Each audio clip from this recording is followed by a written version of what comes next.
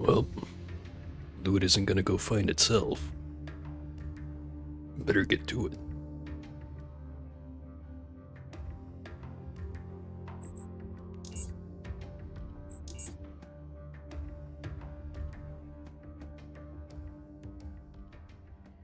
Here we are in beautiful SGS. Put some new emails. Faceless. From public feed. To all stations. Faceless have been spotted in multiple locations throughout South Underrail. They are using large tunneling machines to transport troops, and all reports suggest that they are heavily armed and large in numbers. They have already shown hostility toward Core City and Rail Crossing. All stations are urged to mount their defenses and report any faceless sightings as soon as possible.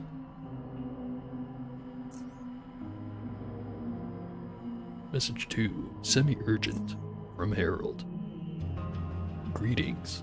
Please come down here and see me when you have the time. Something I need help with. Of course, you can't just stick what he wants in the email. That'd be too easy. Camp Hather from Big Bread. Got something to discuss with you about Camp Hathor, so please come and see me when you have the time. If you haven't heard of it, I'll explain everything when you get here. And urgent from Tanner. Come see me in my office as soon as you wake up.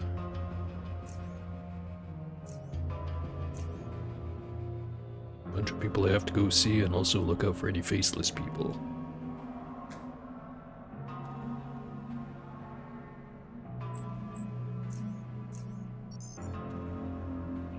Start with Tanner.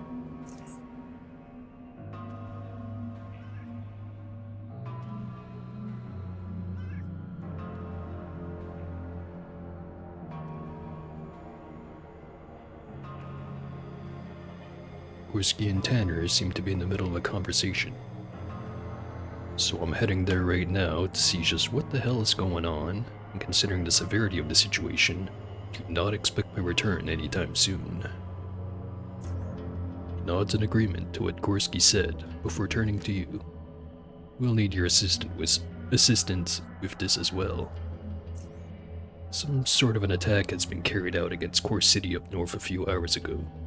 The reports are sketchy, but apparently the Faceless are involved somehow.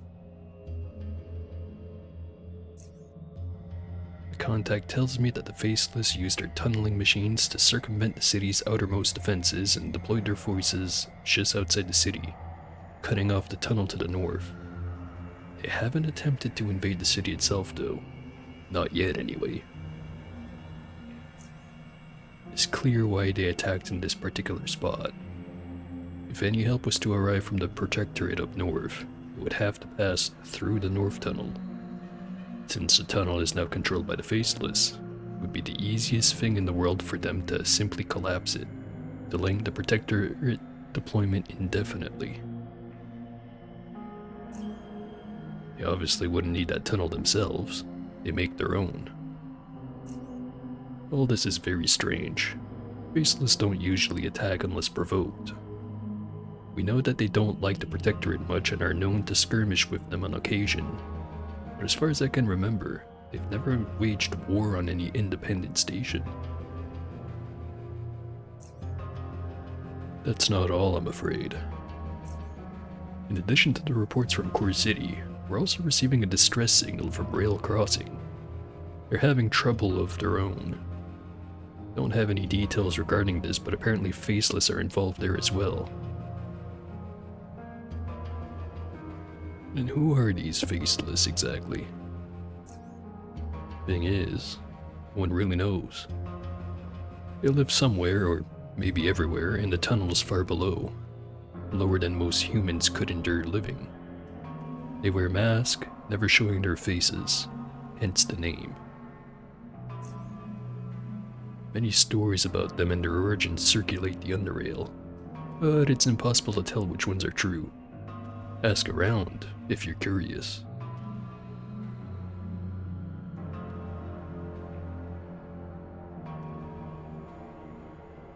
Yeah, I already know the first two, so what do you want me to do?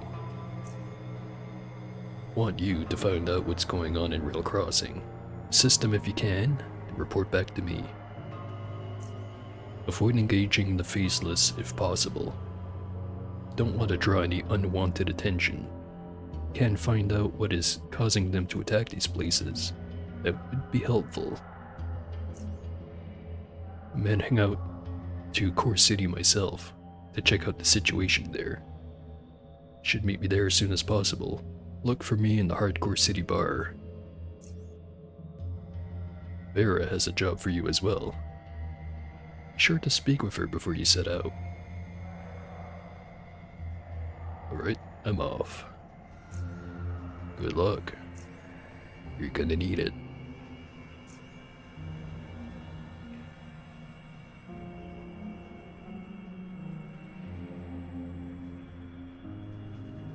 And now Jonas is in here.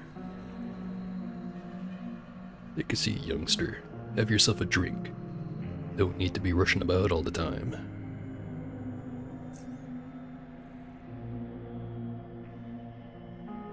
Got a couple of weapons. Nothing quite worth the price tag.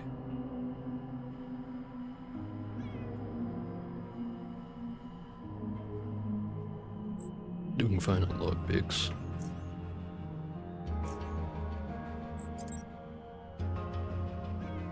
Sell some of this stuff.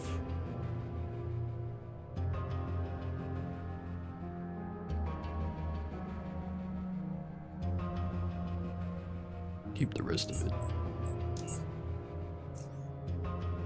Actually, just batteries, lockpicks.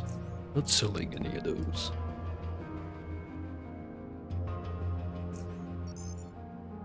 Next spot, the armory.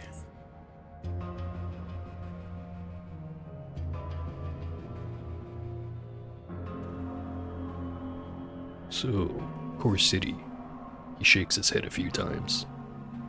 Apparently there's an entire army of them there. Well, if you're going out, you better stock up. Got some new gear.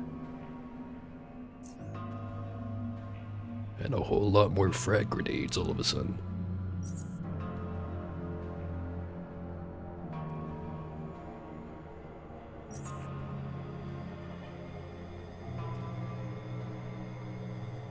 I think I already got launcher barrels.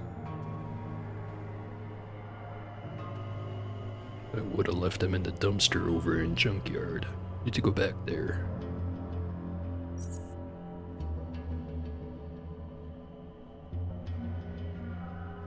Sturdy vest.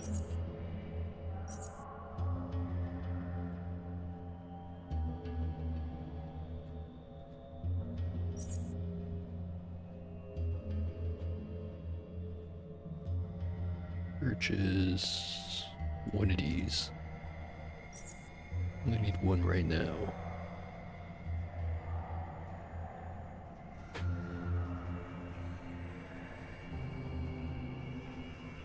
High explosive grenades. A launcher. Then frag launcher grenades. Everything I need.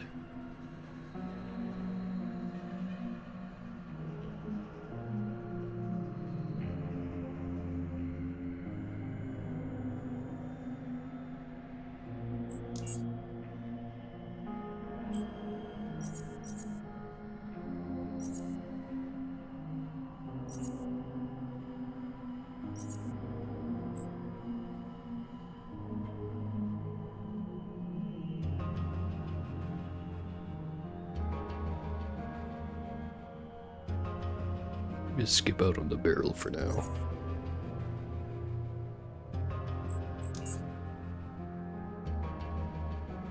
Just barely afford it if I sold a little bit of ammo.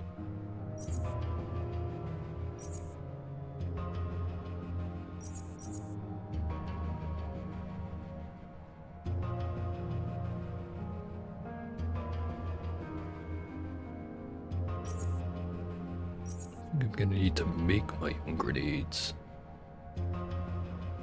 If I am, it's gonna be frags.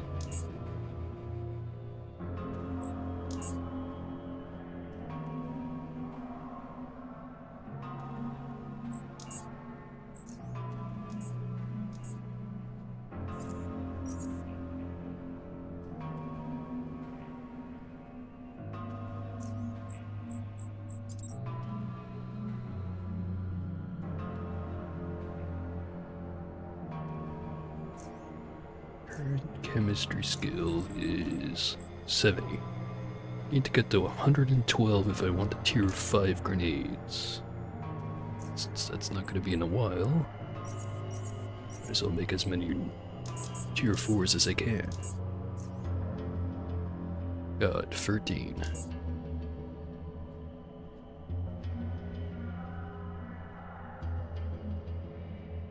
Might have to sell this tungsten.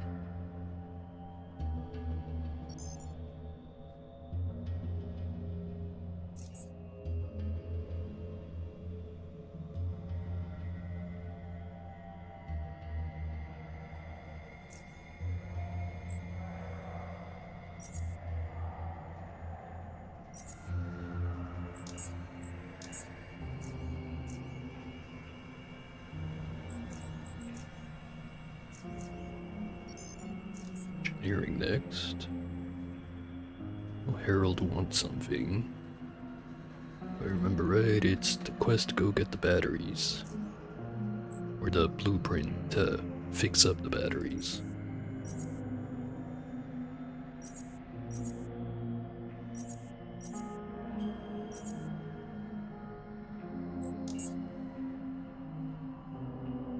Does have a Mark III hacksaw.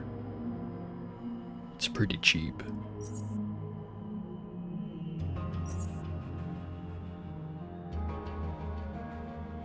Protection goggles.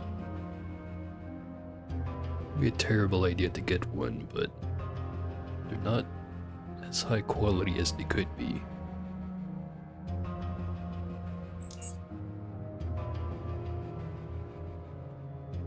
Could afford it, but I'd rather build up money rather than spend. It's got a couple of shield emitters.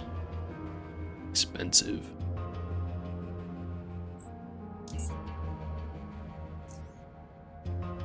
It's gonna be a while until I can get an actually good one of those.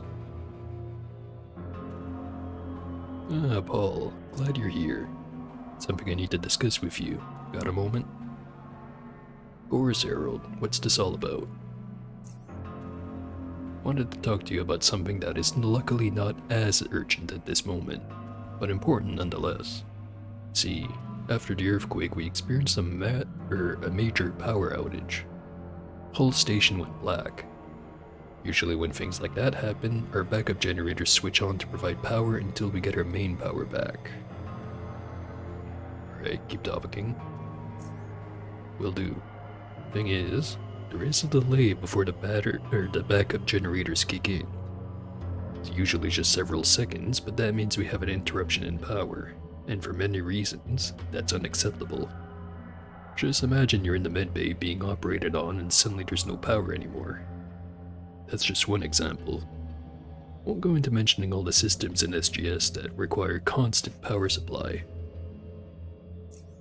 Now, this time, during the earthquake, I've had such a large number of batteries die all at once, it's insane. Yeah, most of them were pretty old optoelectric nuclear batteries.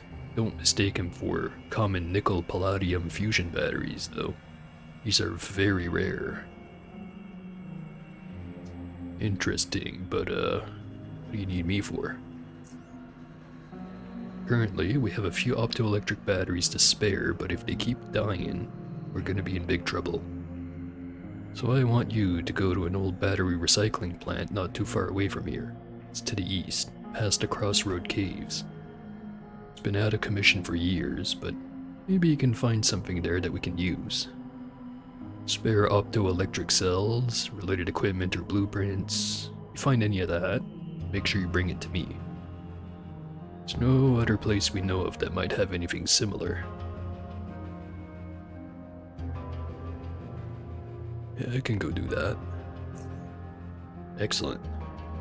Keep in mind that the earthquake sealed off certain parts of the caves, so you'll probably need explosives. Other than that, be careful when you enter the plant itself. It's been out of commission for quite a while, so who knows what you'll find in there. If you can bring me something good, I'll pay you 300 credits. Good luck, Paul. See you later. Before I go, let's trade.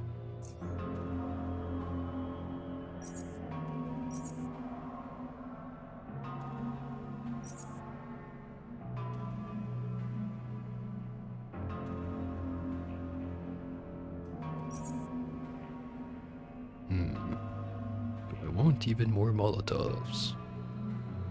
Of course I do.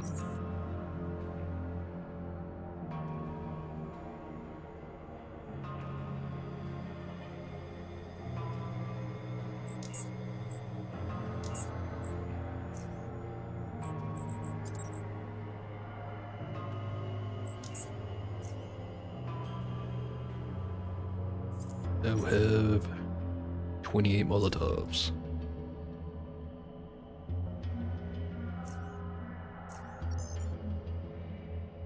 Next up, agronomy and pens.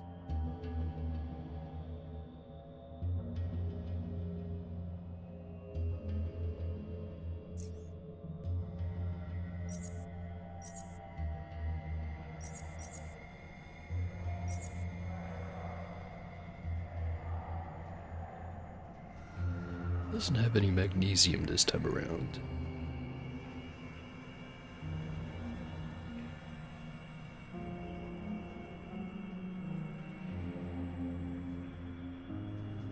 I forget how many points of biology I need to be able to make use of the gas grenade blueprint.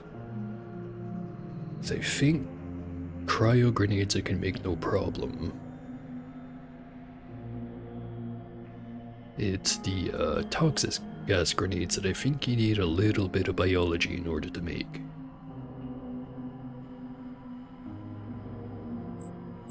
No sense buying it. It's not exactly a rare blueprint.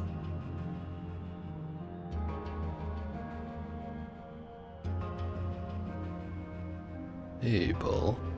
See that mail I sent you about Camp Hafer? Sure did.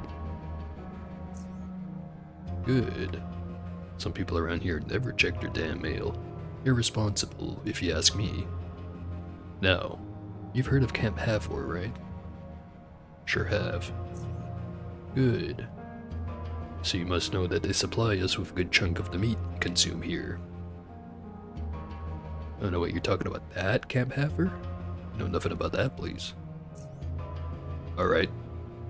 Camp Hafer is a hunting camp situated not too far to the east. That's the old battery recycling plant if you're going on foot. Or south through the Meatway, then north up Isaacs River if taking the waterways. Used to be a mining camp, but after the coal mine was closed, some miners stayed there and began hunting and exporting animal meat. They supply us with a good chunk of the meat we consume here. Thing is, I've lost contact with them after the earthquake. I'd like you to go there and see what's going on. See if everything's okay. Yeah, sure. I'll check it out. Excellent. You know where to find me.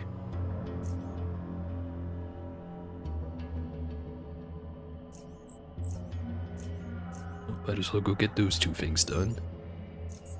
Should be easy, right?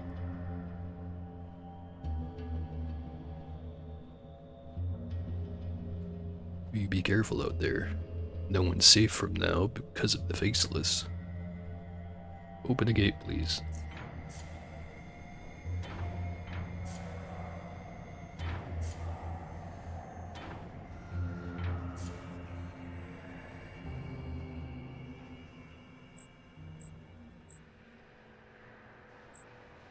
So good to have a nice big pile of grenades.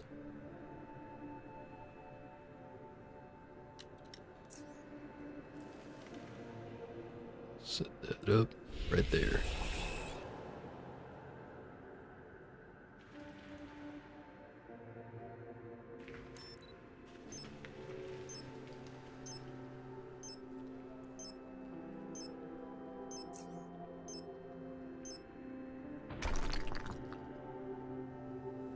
Big ol' kaboom.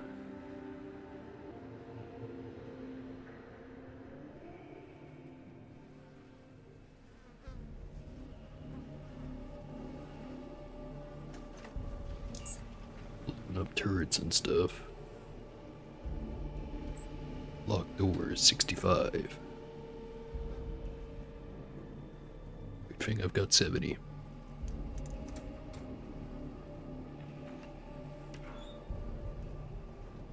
Shotgun shells.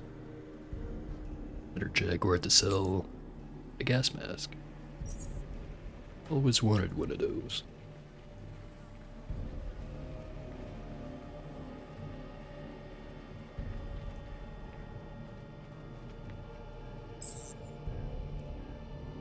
Here comes the rat attack.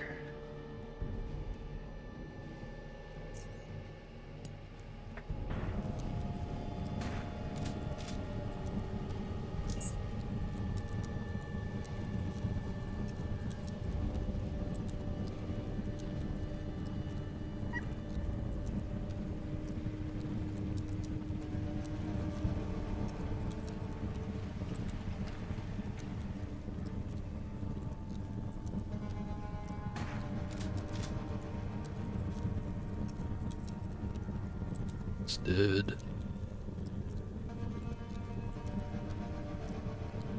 Which isn't dead yet, but I'd rather wait until it's got more stuff around it.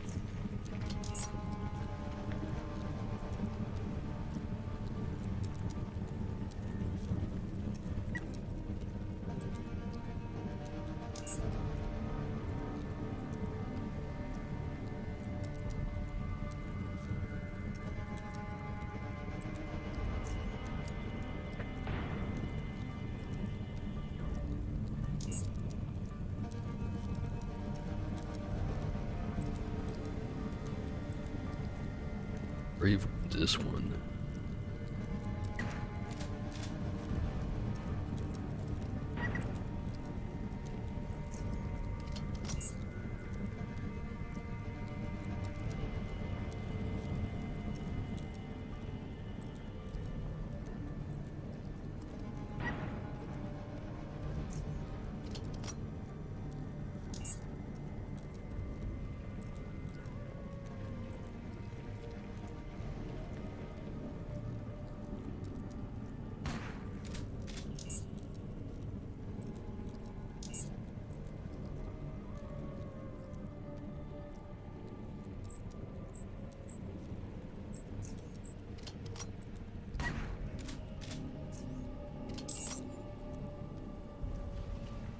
So much easier to kill.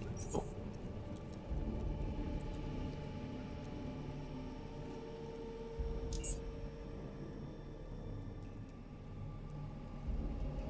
Wait for the fire to go out.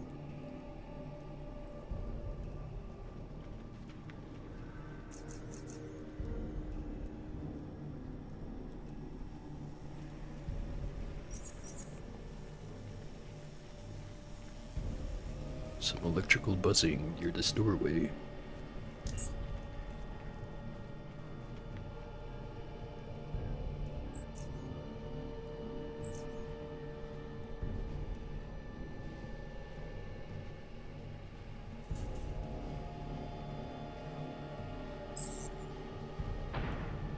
Suicide robot, when you least expect it.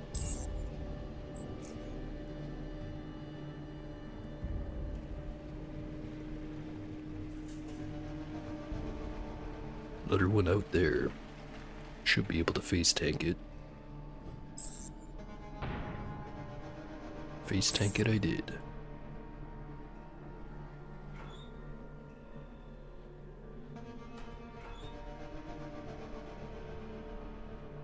Insulated ride armor with tungsten steel shield. First shield what I've found so far.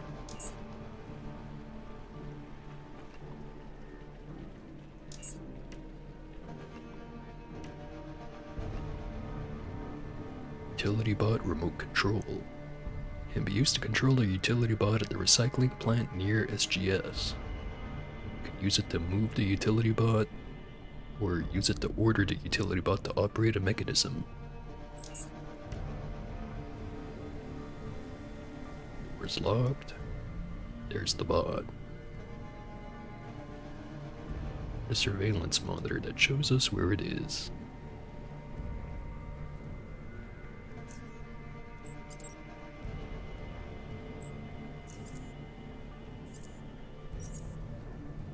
This part is pretty straightforward, especially once you already know how the puzzle goes.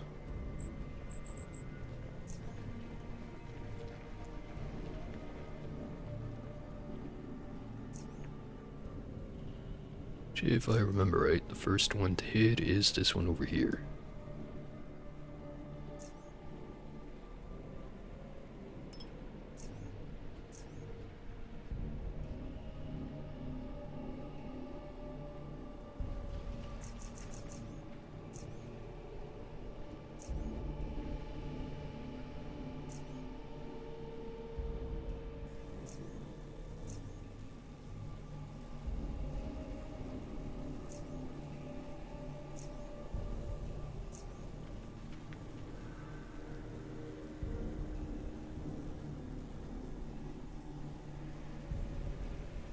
I remember. Click this one back off.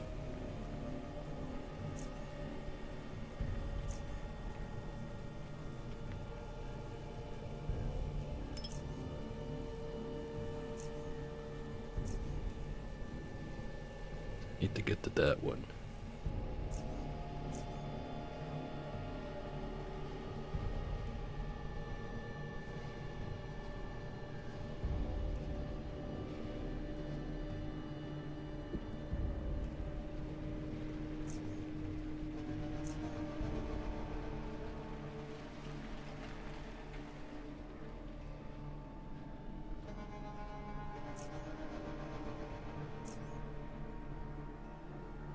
I'm in here with the power generator. Hit the button. Short-circuited.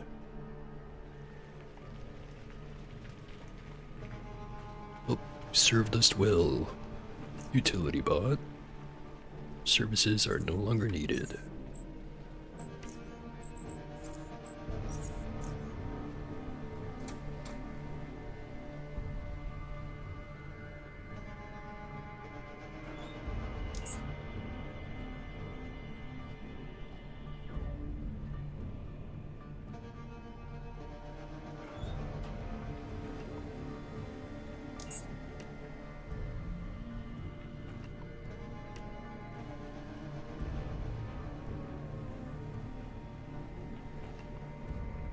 Some optoelectric nuclear battery blueprints.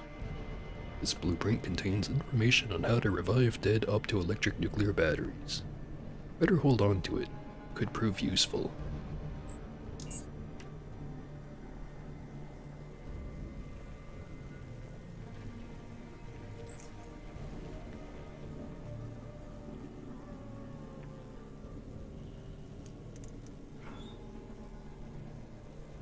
Kevlar cloth and some electronic gubbins.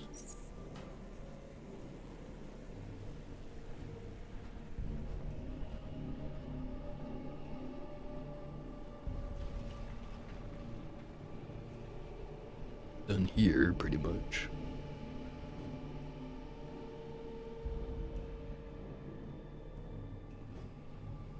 But before I go back, got some stuff to go finish up at the camp. Go this way. No particular reason.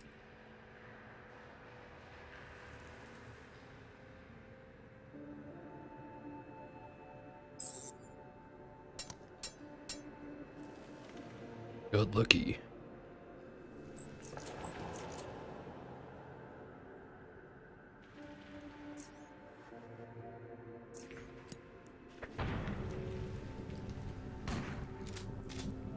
Really? I hit him with one pellet. And he resisted the whole thing.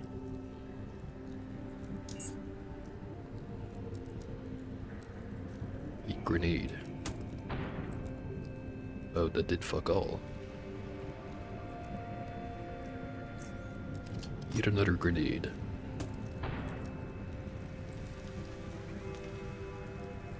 God damn, that's a lot of health. I may have underestimated this guy.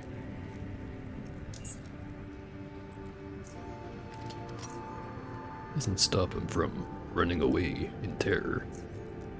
It's just make the entrance a little spicy.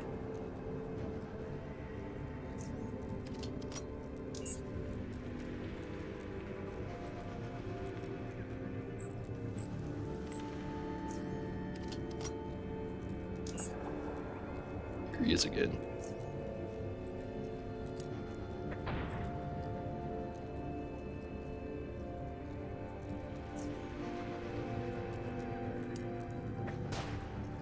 And I missed. Which probably means I'm dead.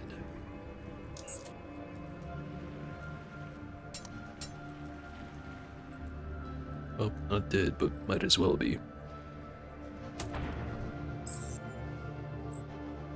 Right then. So now I am going to leave this area for no particular reason. And go the other way.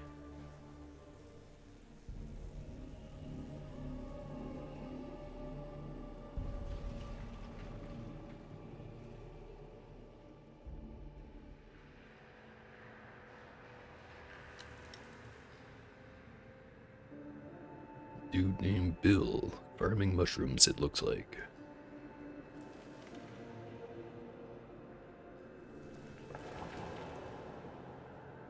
He's thinking about those shrooms.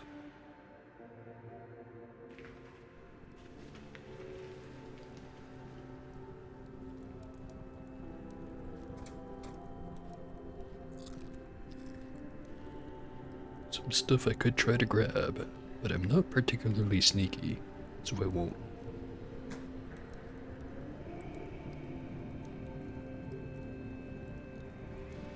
Oh hey, merchants. We've got Fred, and Freddy.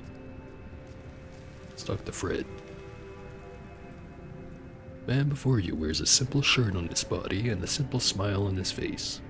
Nothing strikes you out of the ordinary on him except perhaps for his bushy arm hair, which looks like it was transplanted from a large rat hound. Hello, traveler.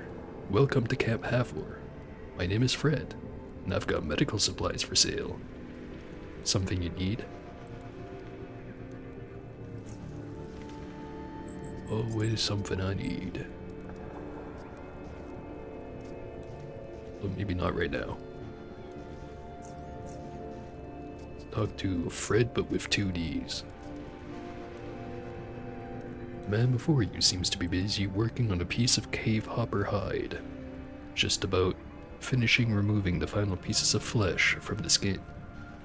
He notices you and gestures for you to wait for a second as he rolls the skin and places it in a container full of some liquid. After wiping his hands clean, he focuses his attention to you. Sorry to keep you waiting. I had to finish that one, mate. Name's Fred. Got mostly hunting equipment and leather, but I also have a couple of interesting things in store if you're interested in taking a look. What kind of solution you using to treat that hopper skin? Working with leather yourself? Yeah, once in a while. Oh, I'm using a mix of ethyl alcohol and glycerin. You know, the latter of which we get from animal fat. Wild boars are good for that, cause they got plenty. Use the same solution for all reptile skins and such, and generally avoid using salts. Just me preference.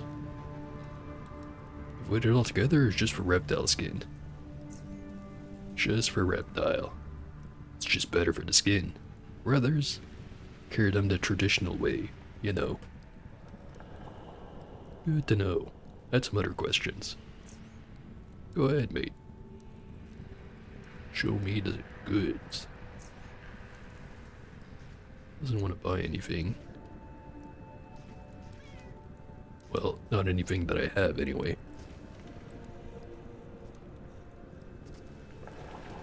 I don't really want to buy anything he has.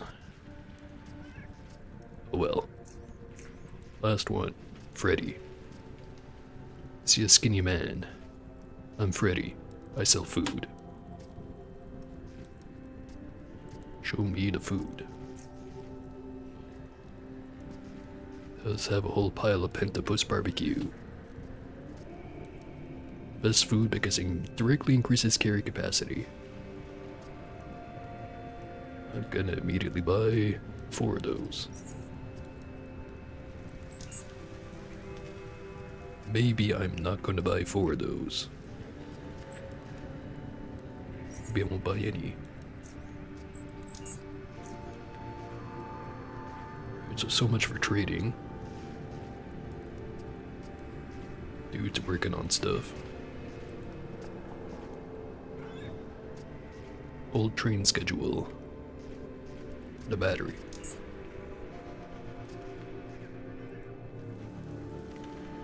Weird teal circle on the ground. Sure, that'll not come in handy at any point in the future. Go this way.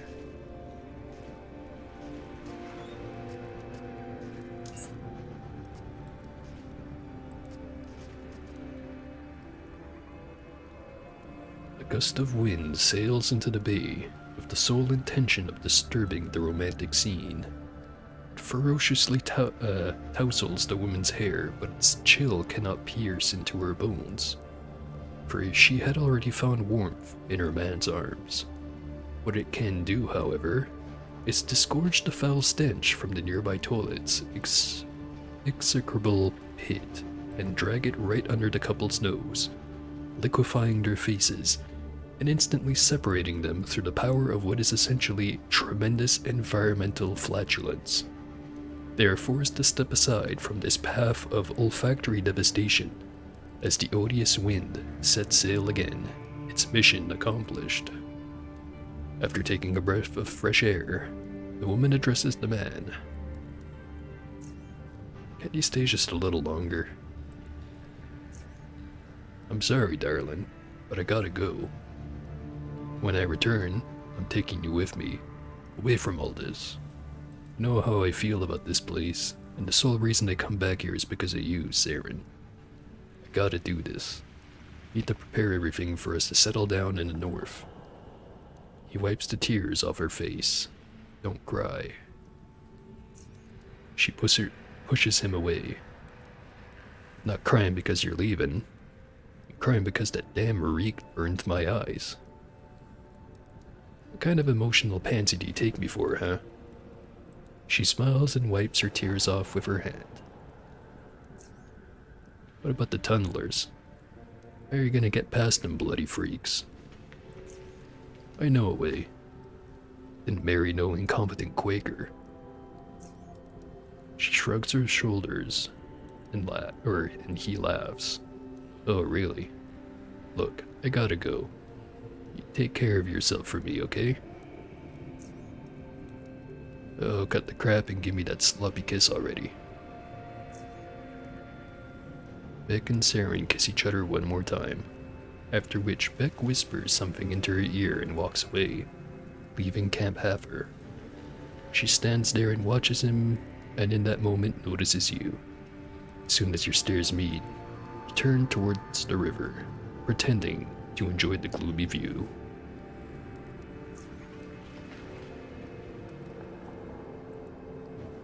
Just an awkward third party to all that.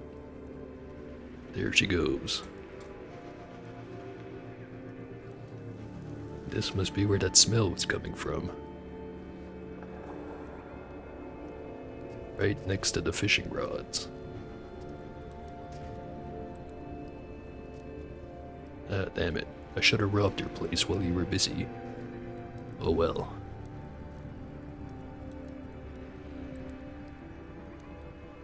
Bunch of dead tunnelers and green slime. No one goes through these doors. Talk to Boyd or Edgar if you got any questions.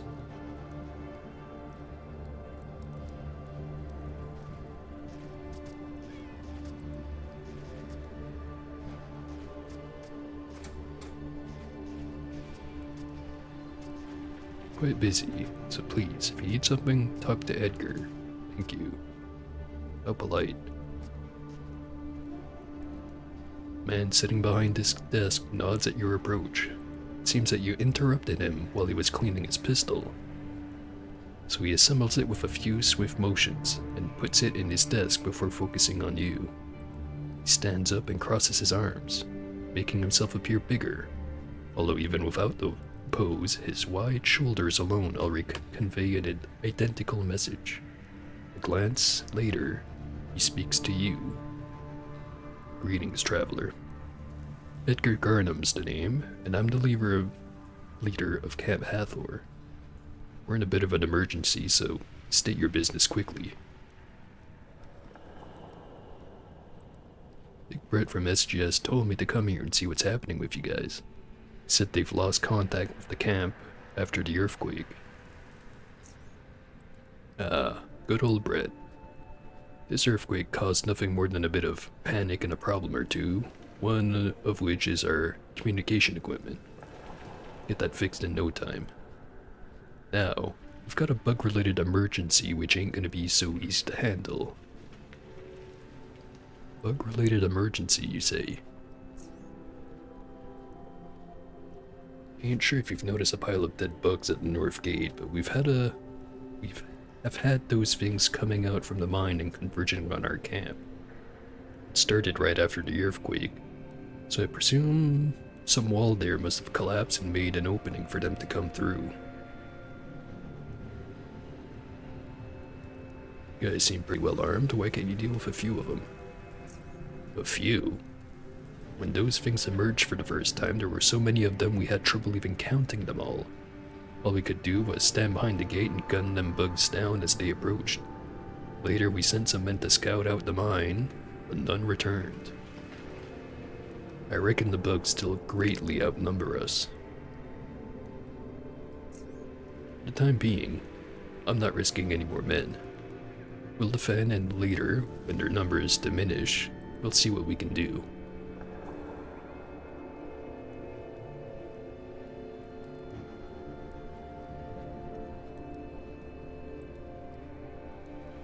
Willing to go there and take care of your problem, but it's gonna cost you. I like your confidence, even though I cannot see what you can possibly do that we are unable to. Guess material gain gives men strength. I'll tell the guards to let you pass. As far as your reward is concerned, come see me if the job is done. Deal.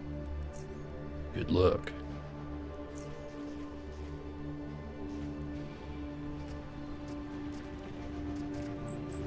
It's just a few bugs, right? Should be easy.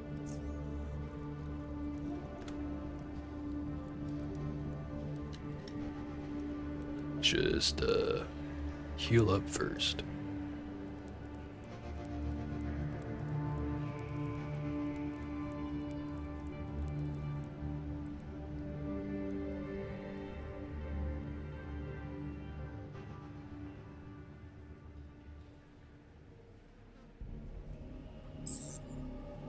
There's one.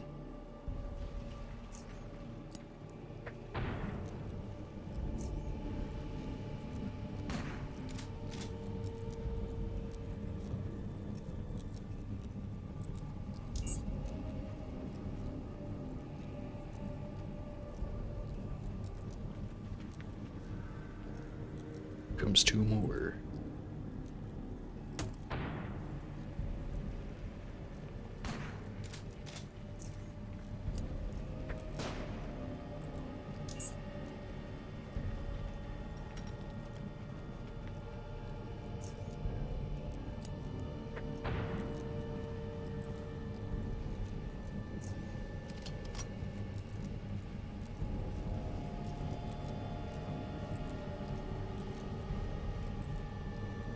Could use some more action points right about now.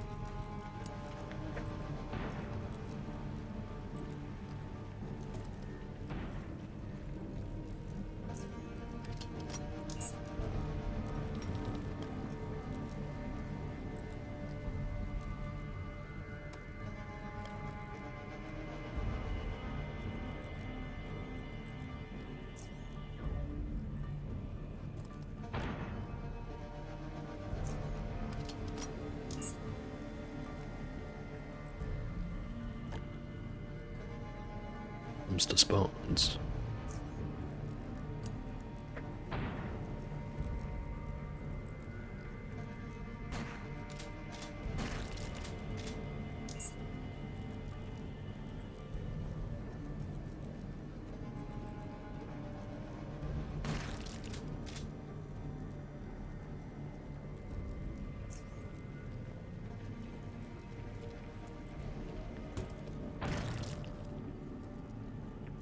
7 health.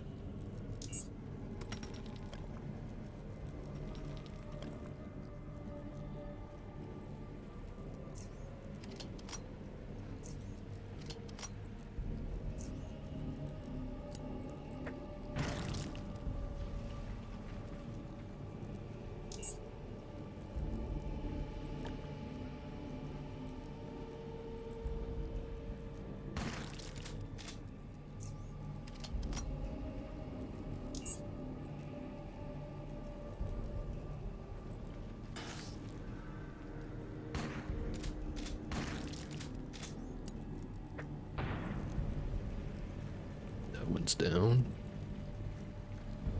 Just doesn't know it yet.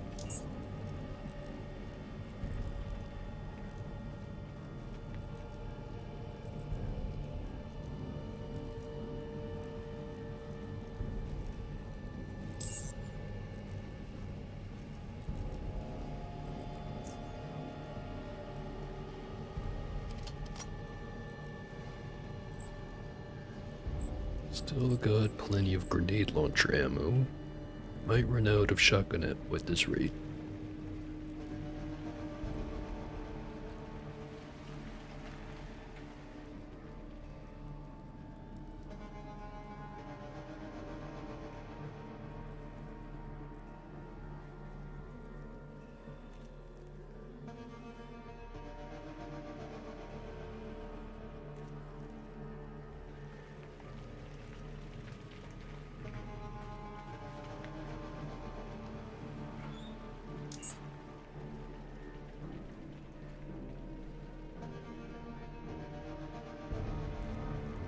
No oddities on these ones. Unlucky.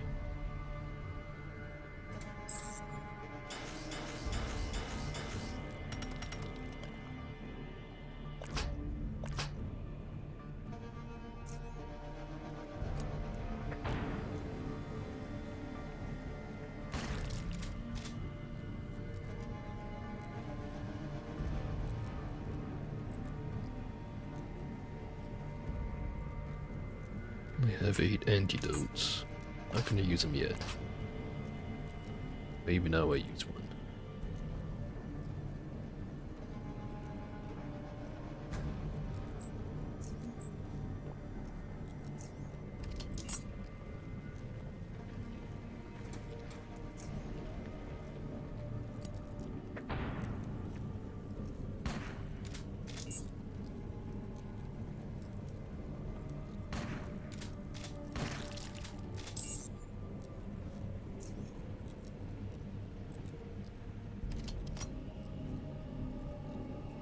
That fire to die down.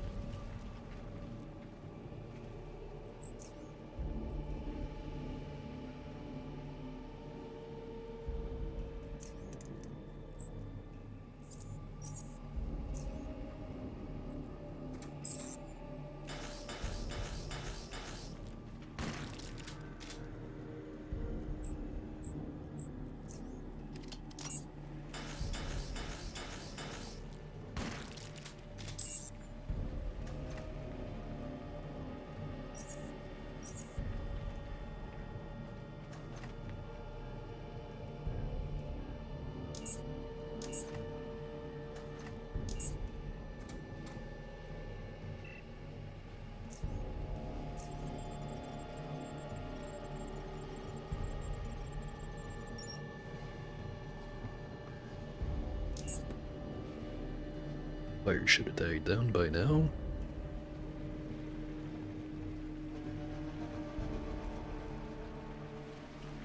Still no oddity.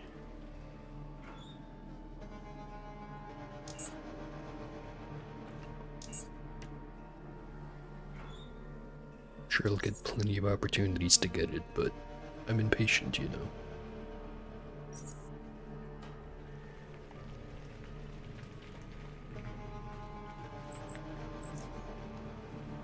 Screen 1 done. Now for the actual fight. Maybe I equipped the good grenades for this one.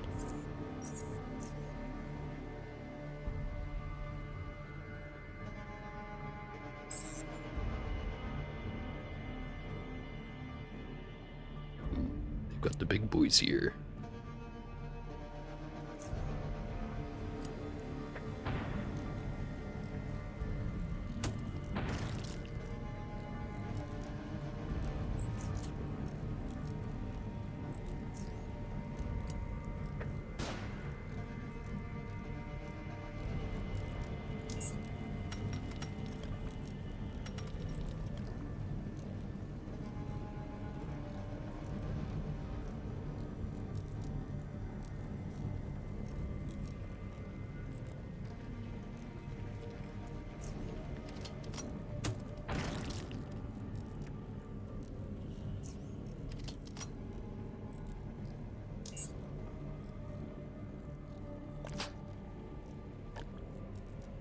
Rounded.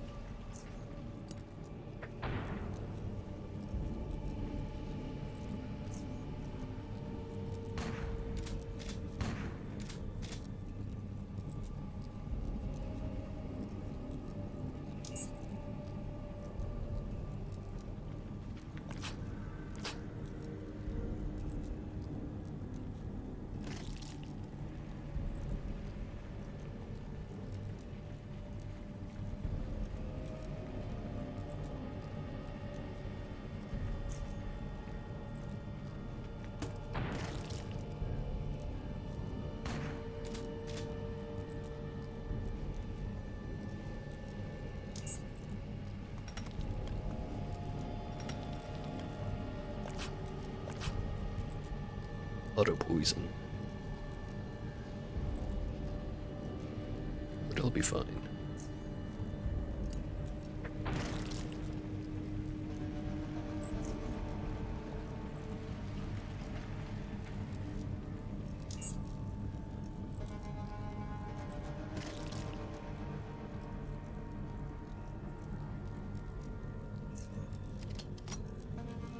It's the warrior again.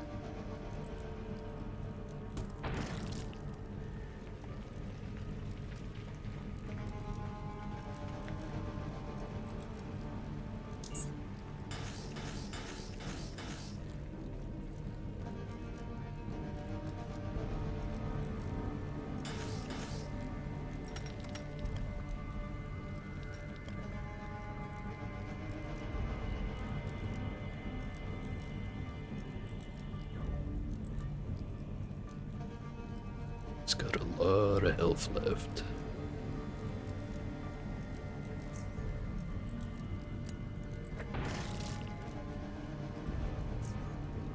Sure hope he's not standing in the fire.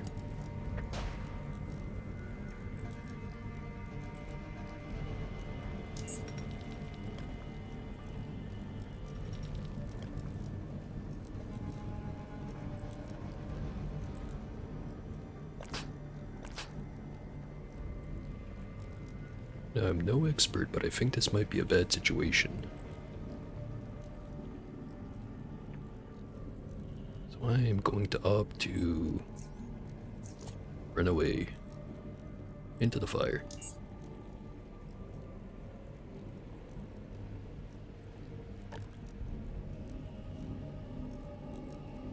Oh boy, another one.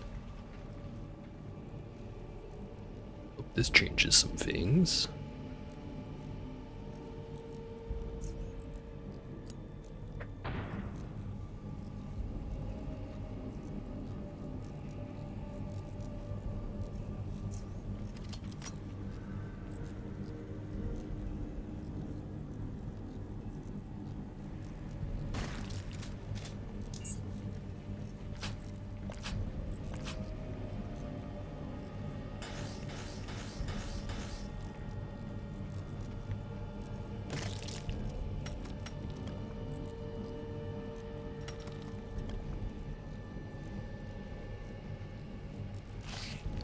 Oh hey, you missed.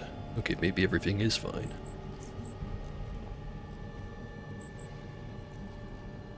Or maybe it isn't.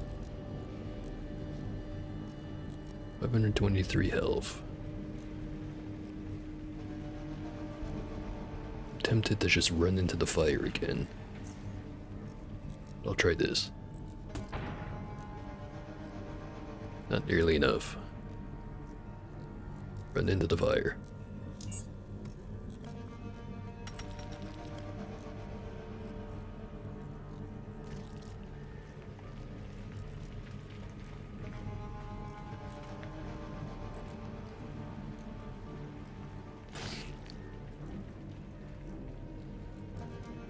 Oh, I am not surviving that. But he is.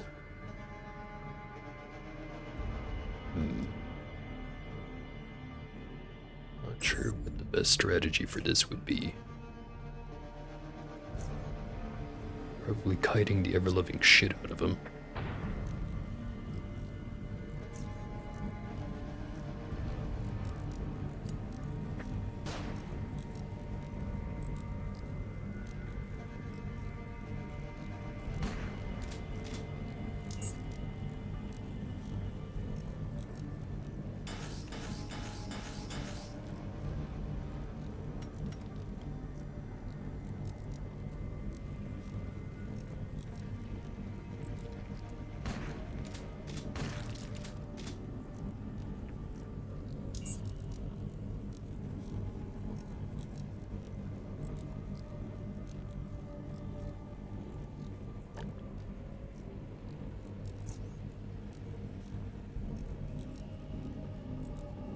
Can't get all of them, but can get some of them.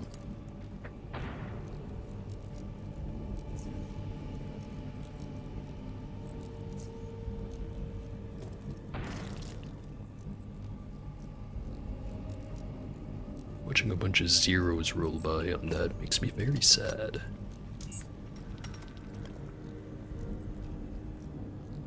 Might need a better grenade launcher before I try this.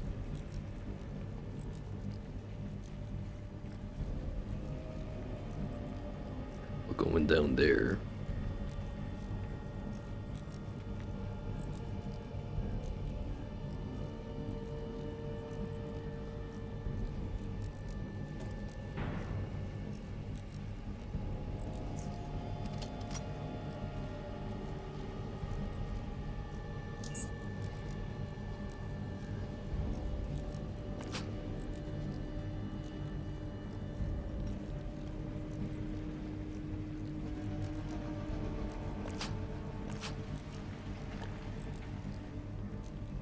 Also, I forgot to equip the good grenade, so I'm even more shit out of luck.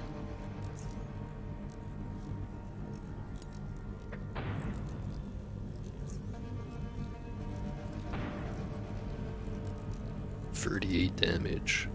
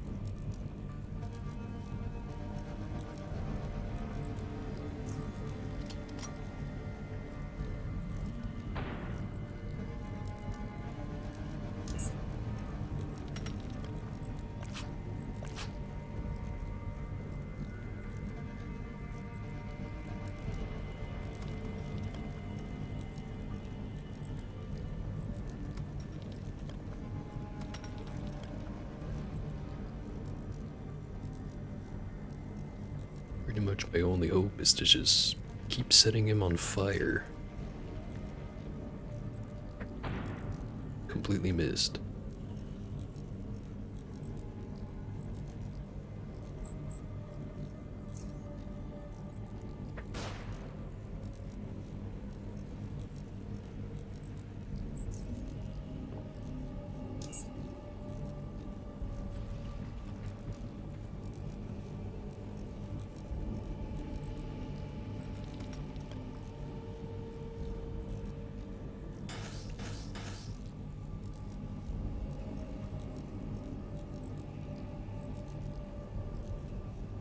Maybe if I'm completely surrounded in spawns, then the big dudes can't get to me.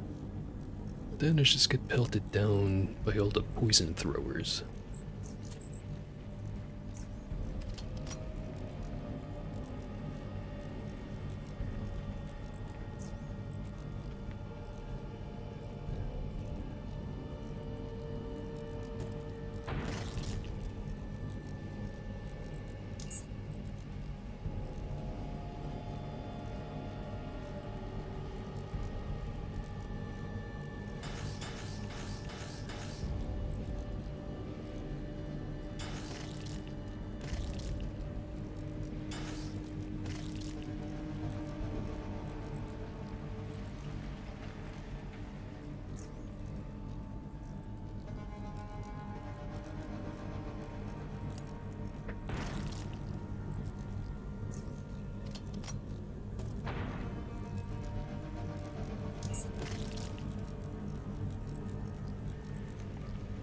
Here he comes. Not deterred by the flames.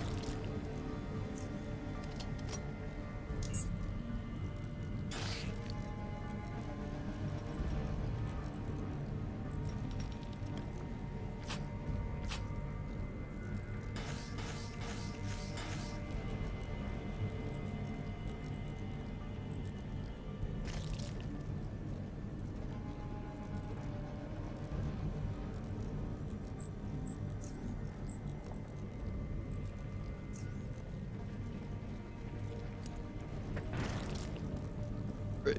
I've lived for one more turn.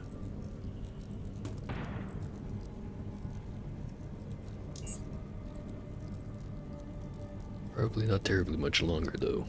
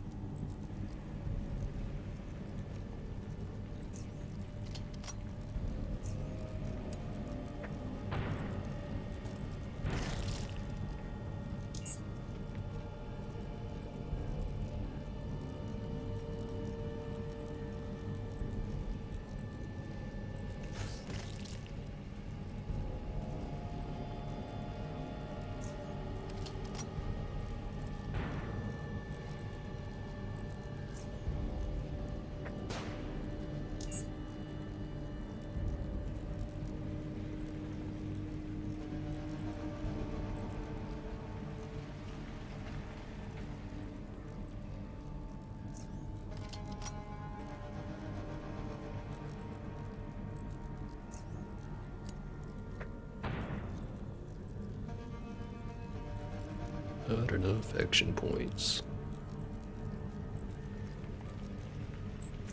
Fix that real quick.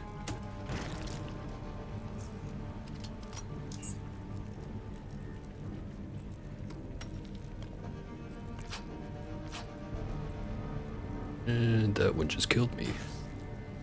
Damn it.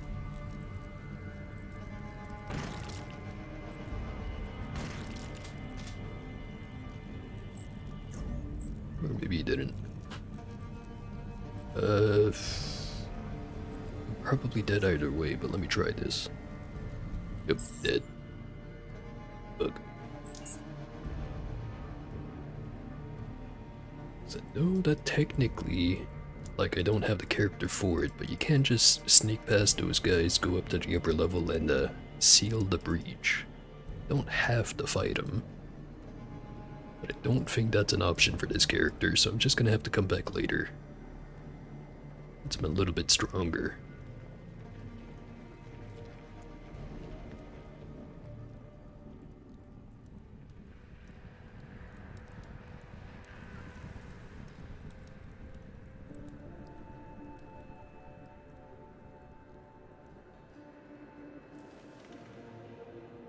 Thankfully, that guy didn't give me a time frame for when he wants the job done, so it'll just be done whenever.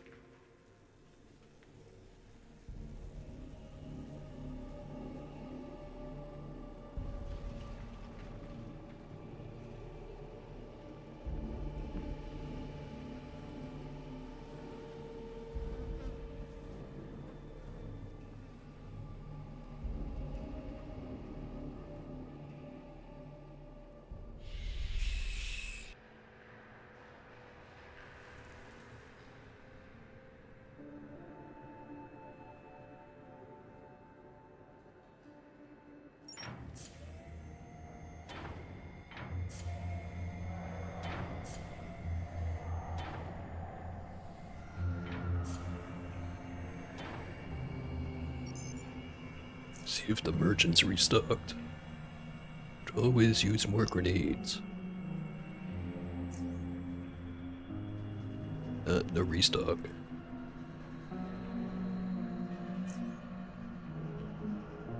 I think about it. I should start by going over back to Junkyard, picking up my stuff, then probably just taking the boat over to Core City. It's a little bit more expensive, but just drops in the bucket.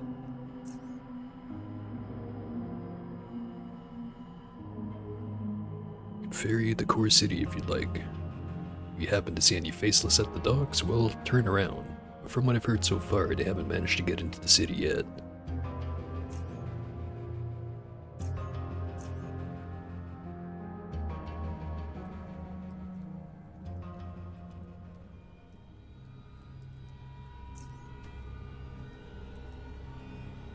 These guys are still going to be selling stuff, but unlike the guys at SGS, their inventory doesn't update.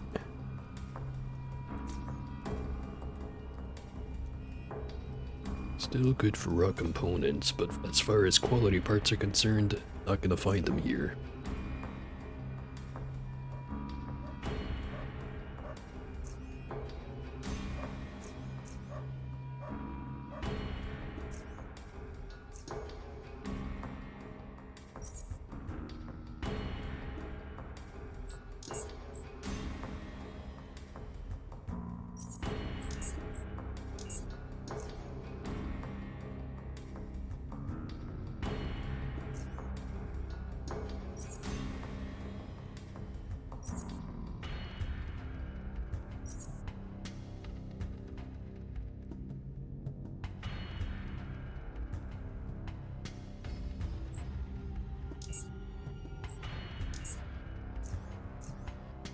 Well, my stuff's in there, but I need some more hexagen. If Gort has any.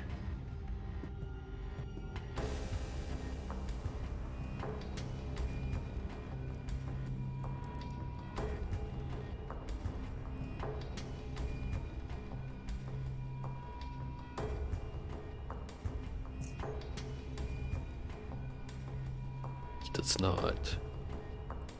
Let's have some magnesium. Toxic sludge. Right, so I need 20 biology to make those, toxic grenades.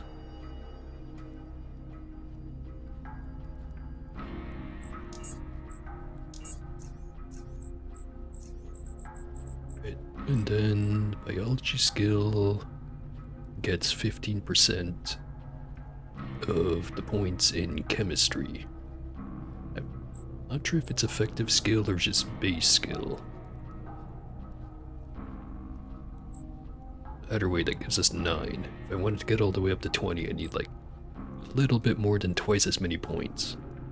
Don't think I'm gonna be waiting that long.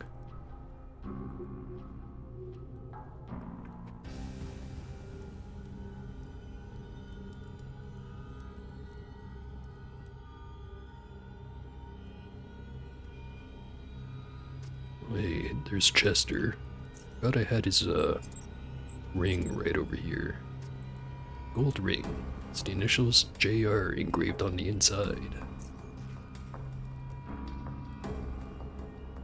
Even though you see the reflection of the lively flame in his eyes, Liveliness is one attribute which cannot be ascribed to them. They are vacant and pointed at a bottle of cold brew in front of him, untouched. His respirator is still on his face. There's a small dirty spade leaned against the shack wall. Recognize this? Its sparkle is mirrored in his eyes. That ring. He lifts his head, and his whole figure suddenly appears larger.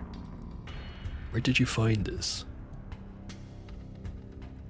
In a water treatment plant south of here. It's my father's ring, but it's been worn by my pauses. My dead brother. I must have it. He appears even larger now. The casted shadows must be playing tricks on your eyes. Killed a madman who's unleashed terrible machines on your sibling. He remains silent.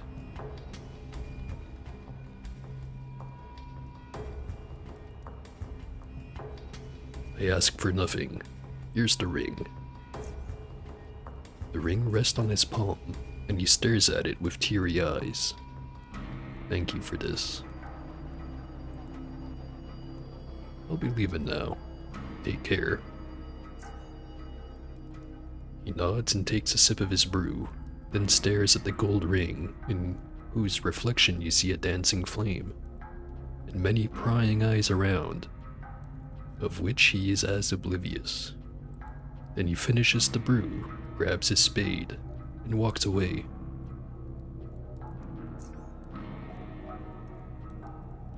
There he goes.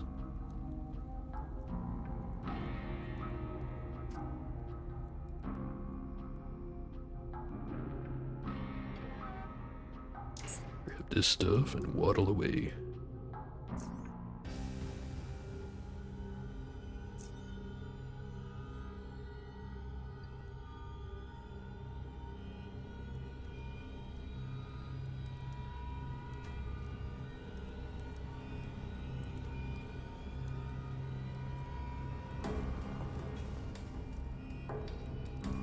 Need to get to Core City.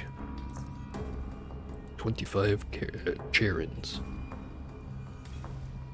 Still think even if I took the boat back to SGS and then took the train, it would only cost me like 20 in total. So 5 Charon convenience fee.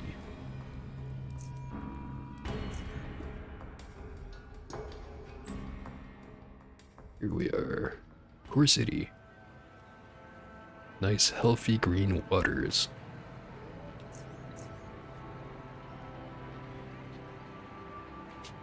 Excuse me, you interested in some work? Sure, what's this about? Security company from North Underrail hiring folks for an expedition to the Black Sea. They're looking for laborers, technicians, and most importantly, skilled fighters. You know, they need some extra security over there. Whatever field of work you're interested in, gotta be one tough pipe worker, because the work's real hardcore. But so is the money. He flashes a toothless grin. You'll find him over at the Eastern Docks if you're interested. Just go east along the platform. Can't miss him. So you're just standing here and directing people down to the docks? Yep, that's my job. He leans closer. That position's taken, dig? When you say hardcore money, how hardcore do you mean? I wasn't told exactly how hardcore it is, you dig? But by our southern standards, it's gotta be pretty hardcore. I reckon if the job's only for the toughest, right? And the toughest ain't gonna do it cheap, right? I'd apply myself, but the old legs ain't what they used to be. Ah, they ain't. Rusty pipes they've become, eh? Got it. I'll check him out. Hey, got a coin or two? What's his hand out? Hey. Here's a tenner. flashes a toothless grin. Cheers. He turns away and scans for his next target.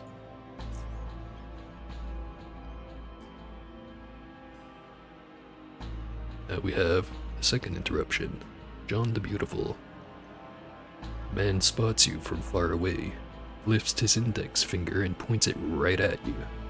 His long legs close the distance quickly, and as you raise your head, more and more do you realize you will probably need a ladder in order to speak to him and not strain your neck.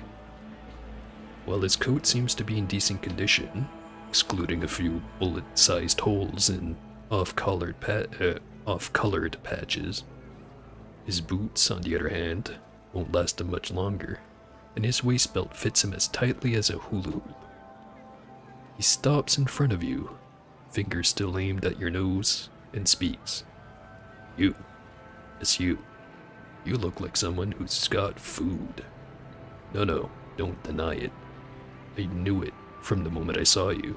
You have food. Can I help you? Hey pal, let's not lie to each other. The real question is, can I help you? Can you? Hey, that's what I'm talking about. But first, let me properly introduce myself. I'm John the Beautiful. Am I not? Now that we're done with that, listen here. I've been living in Core City for quite some time now, and I've learned many of its secrets. Even some of the most hardcore ones. And I happen to be hungry all the time. Understand, pal?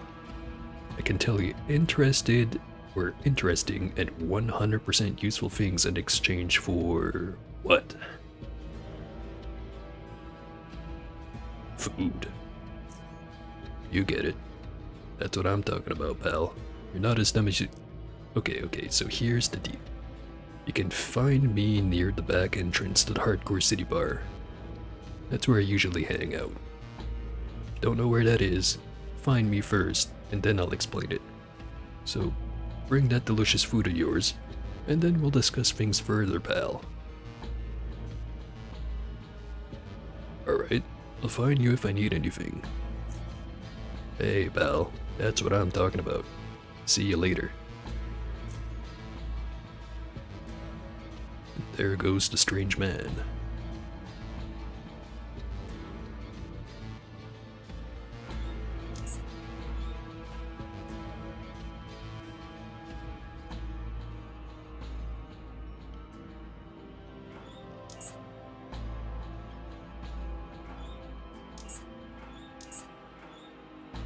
I believe someone would just throw away perfectly good money like that.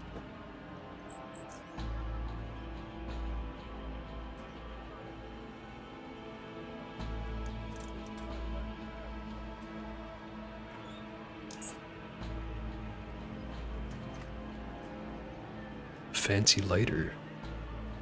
This fancy old lighter isn't functional, unfortunately. 2 points. Exactly enough for a level up.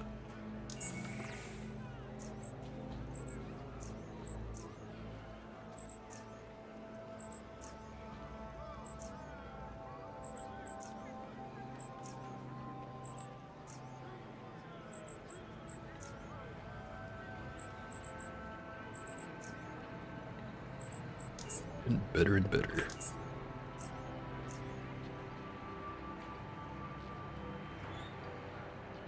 Core City plans. Old and damaged Core City plans. Mostly illegible.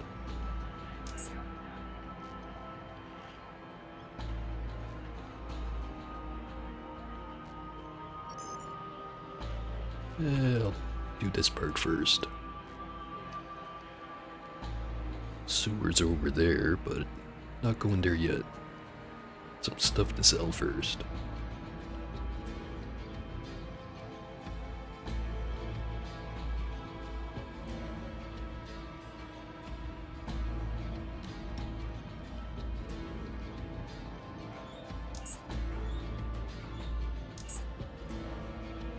We have Sergio the Wizard.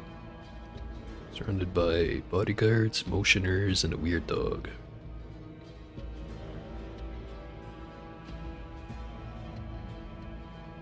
Dog seems to be woofing backwards.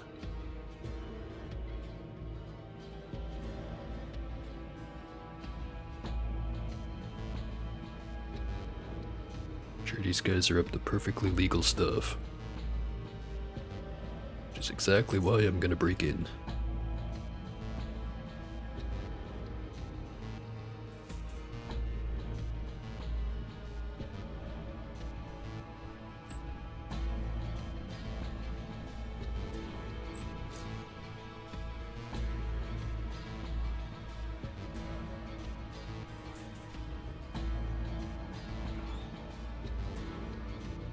Morphine.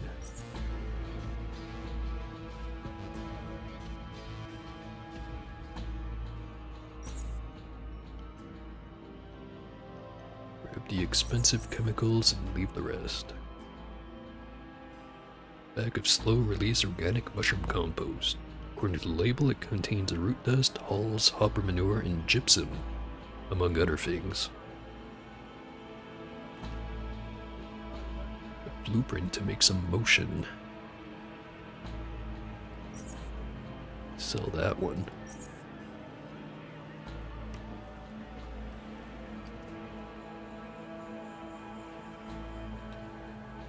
Strange fungus. Adrene mushrooms.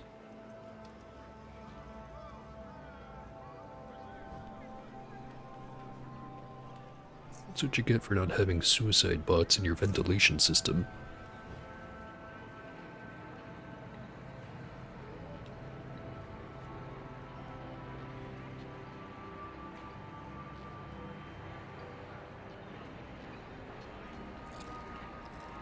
This room here is full of fun stuff, but I don't think I'm up to the task.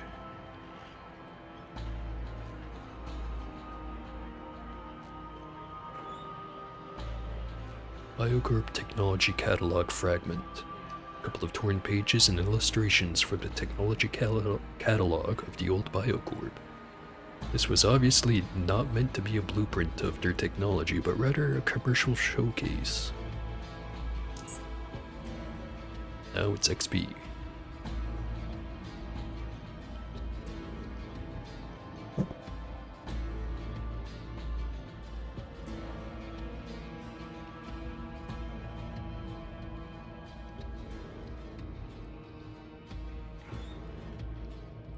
Blueprints.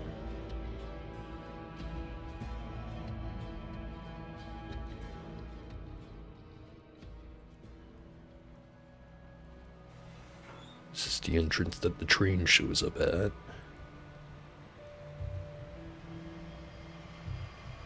Got to check that barrel. Check it on the way back.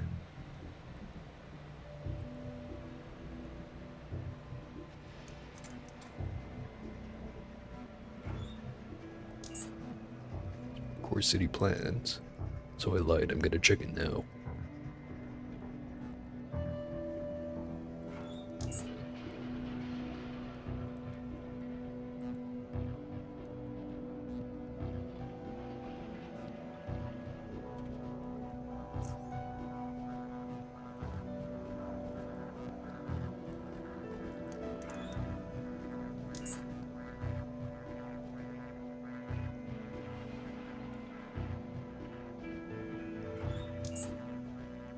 Probably should have emptied out my inventory before doing all this walking, but I'm already here.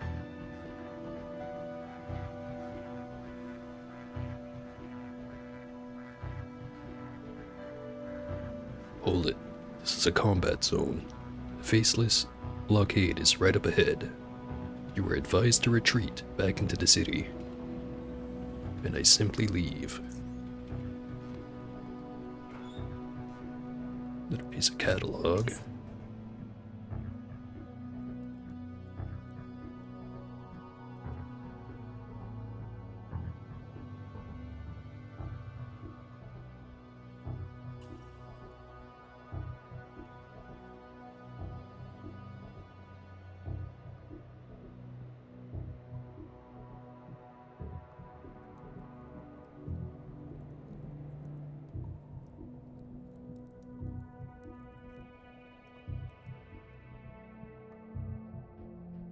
little something right over this way.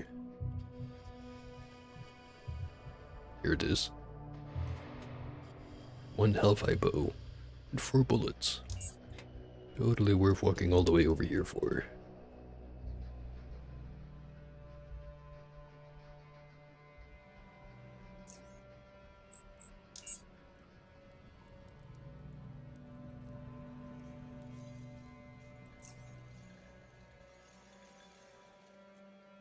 What is the metal I have anyways?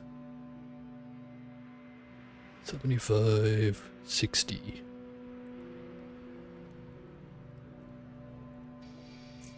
Probably not really good enough to make armor with anymore.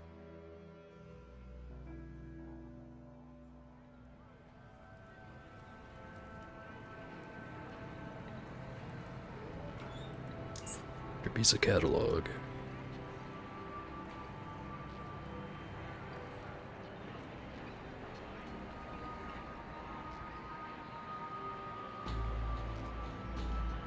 Something sure smells good.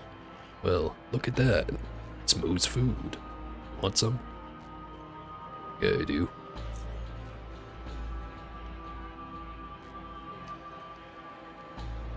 Got a bunch of stuff.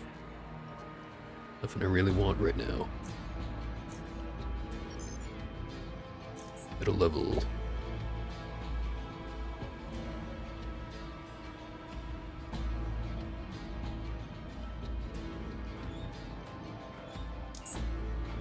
Catalog.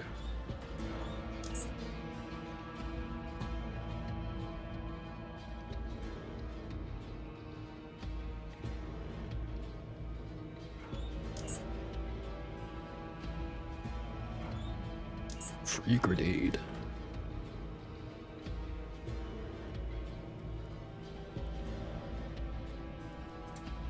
Wonder if they sell electronics in here. Skinny body, large head. These are the first things that come to your mind after looking at this man. His aging skin is covered by simple, modest clothes. Which only an ornamental or ornamented metal bracelet on his right hand stands out. Modest too is his smile, after which he speaks with a light, relaxed voice. I welcome you to my store, traveler. Halim is my name, and I am at your service. Show me the goods.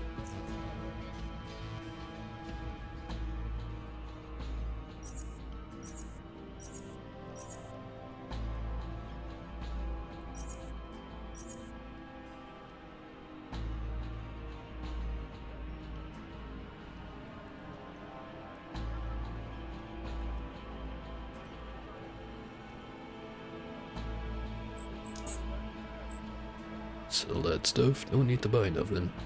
Although, maybe some more EMPs. Nah, that can wait.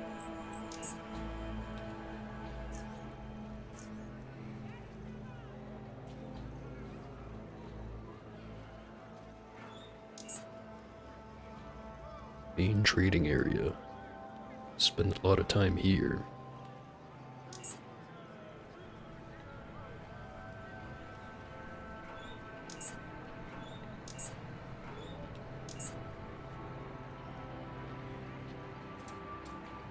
General store. Middle-aged woman smiles at you as soon as you enter the store. Her voice is bright and expressive, with constant but never too distracting changes in pitch and rhythm. Not surprisingly, her gesticulation matches the playfulness of her voice, sometimes even surpassing it, which often makes you wonder if she's going to slam her arm against the desk or knock something over. However, nothing of the sort happens in your presence. Ah, a customer. Come in, come in. I'm Derica, the owner of this little store. Might be little, but the selection of available items is huge, so take your pick. Think I shall. Want 4 mushrooms.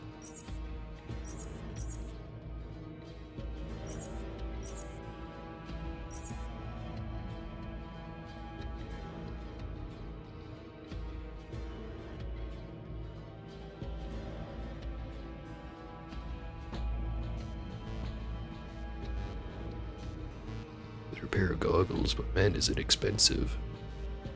Value of 19k. Well, slightly more than 19k.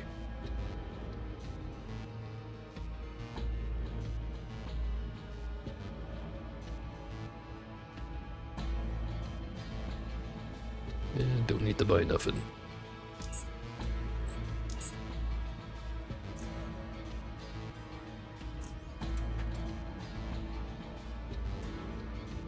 See a boulder of a man encased in metal armor, inspecting an assault rifle. His eyes peering into the gun's chamber through the open ejection port, but an instant after you come into the store, it shifts to you. He lowers the rifle, closing the bolt simultaneously before setting it aside and greeting you with a mean face and a corresponding voice. Greetings, gunslinger. Need guns to exterminate your enemies. Need explosives to demolish anything that stands in your way. Need bullets to fuel your murderous urges, or perhaps you need armor to protect your weak flesh from harm. If your answer is yes to any of these questions, then you've come to the right place. Welcome to Oscar's Armory. Show me the guns. Ooh, big pile of exogen.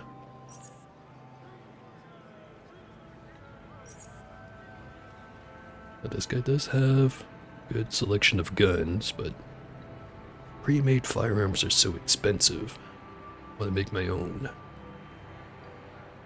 Does not currently have any grenade launcher frames, however.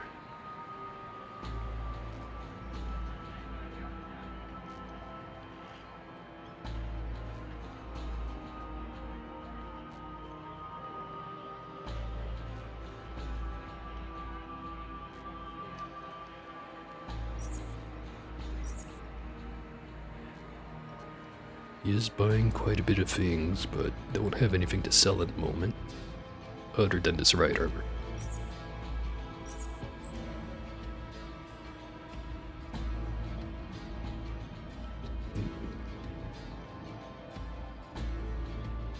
Where'd you go? What are those?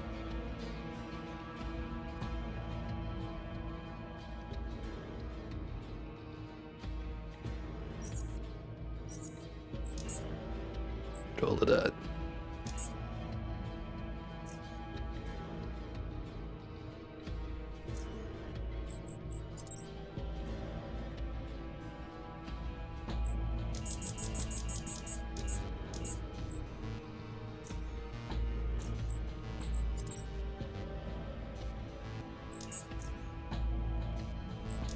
Right.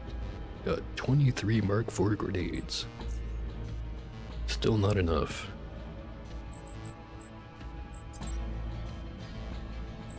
I'm gonna make my own frag launcher grenades. Need more metal scraps. We'll make 10 of them. Let's just leave all my crafting junk right here, because it's a nice central location and definitely no one is gonna steal it. They actually won't, but I feel like they almost should. It's fine with me.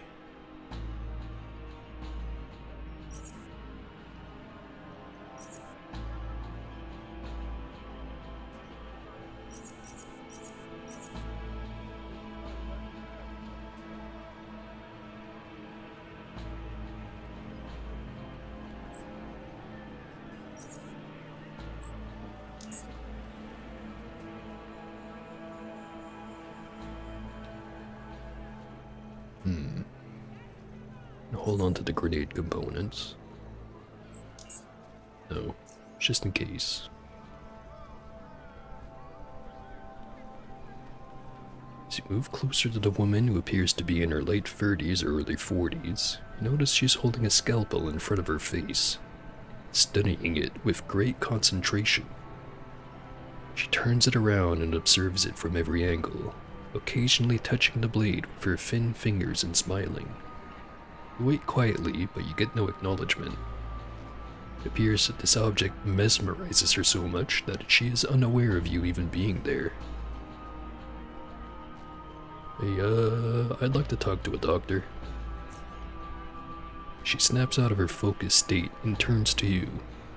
Expression turns neutral, then she smiles. Soon after, she gives you a response carried by a rich, high-pitched voice. I am a doctor, really. Don't let my coat fool you, she cackles. I'm Dr. Gratz, and it is a pleasure to meet you. You know what? I'll even diagnose your illness straight away, my dear patient. I will. Let's see. Periodic paralysis? Not quite.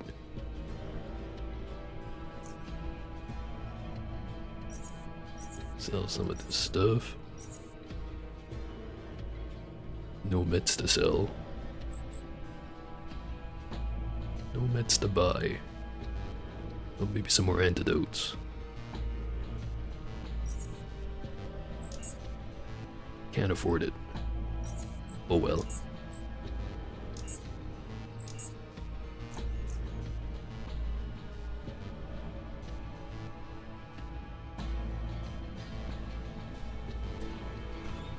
Hey, there's Jack Quicksilver again.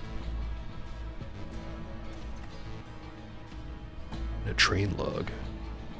Old freight train log with all the cargoes of several weeks listed. Interesting, but useless. 1 XP.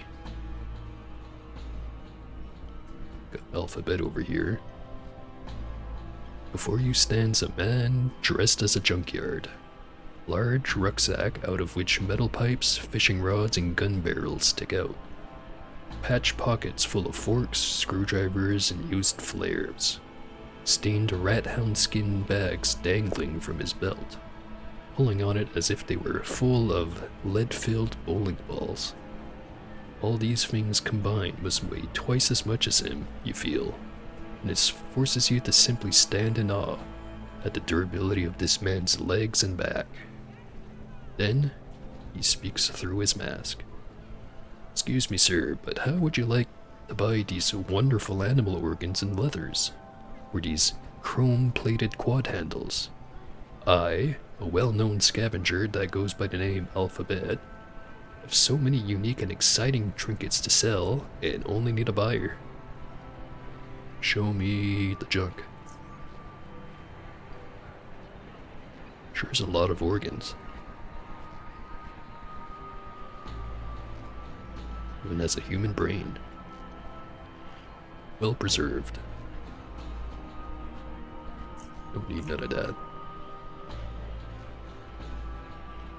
Told you we'd meet again, Paul. You look well enough. Listen, I'd love to chat, but I'm waiting for someone important. Catch you later.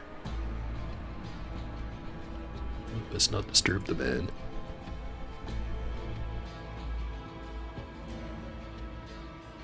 It's good to see you again, Dad. I really missed you. Whatever you say, Rash.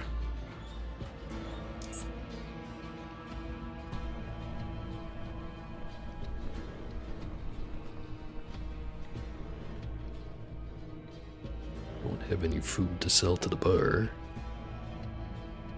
There's Abram.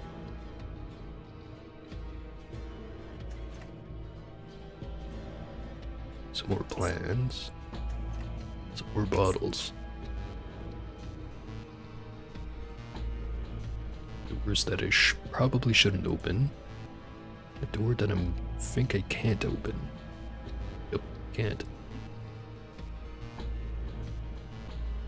Hall of SGS. I've been waiting for you. Let me begin by saying I am quite satisfied with your performance so far. I had informed my associates of your competence and we've reached a decision to use your abilities again. Are you still interested? Yeah, sure. As long as you keep paying me that well. Good. Glad you said yes. You have displayed a certain potential, all of SGS. Potential that few possess. I've been informed you have already met Jack Quicksilver. Good. Him and I are part of a certain organization whose name will remain unrevealed for now. What I want you to do now is to go and speak to Jack. He is waiting for you outside the bar. He has work for you. Once you've completed everything, you will receive further instructions. Go speak to Jack. Till next time, Abram. He nods. What a perfectly normal guy. Anyway, hey Jack. And here he is. You've talked to Abram, I presume. He informed me earlier you helped him in Junkyard. Told me you have potential. We will put you to the test, don't worry. Before all that, I'd like to make certain things clear before we proceed. Abram and I are working for a certain organization whose name I can't reveal to you at the moment. The less you know, the better. What you do need to know is that you have shown certain qualities we seek, and if your performance continues to be satisfactory, there just might be more work for you. Everything, and I mean everything, concerning Abram, myself, and everyone, and I do mean everyone, involved in what we do, stays between us. We require maximum discretion, and just so you know, you have eyes and ears everywhere.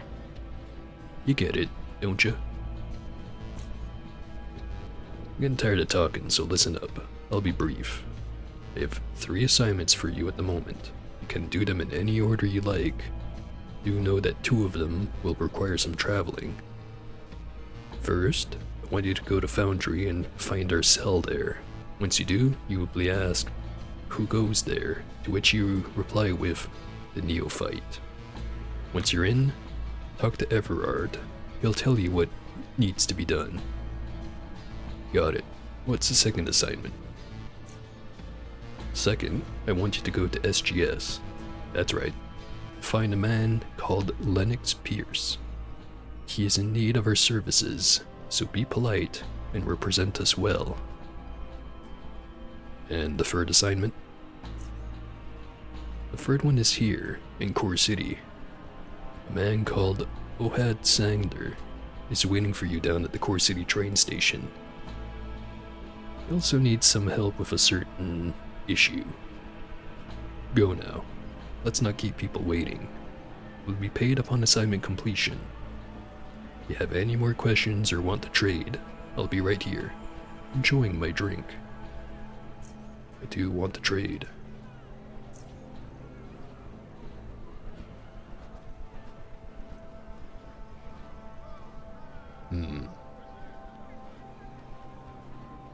Not done with acid resistance armor just yet. Hold on to that.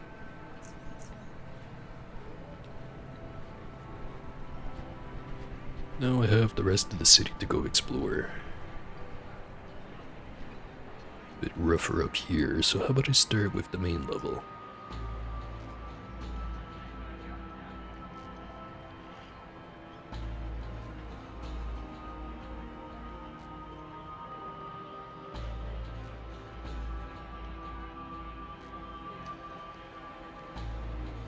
Just need 14 more for a level up. Not sure if there's that much in the city, but it's a decent amount.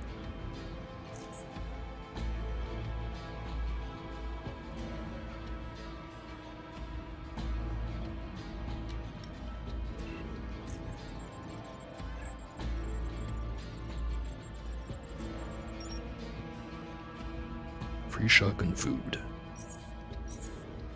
A doctor's coat. Wearing this doesn't suddenly make you a doctor. Or does it? I'm not gonna be wearing it. I'm gonna be scrapping it.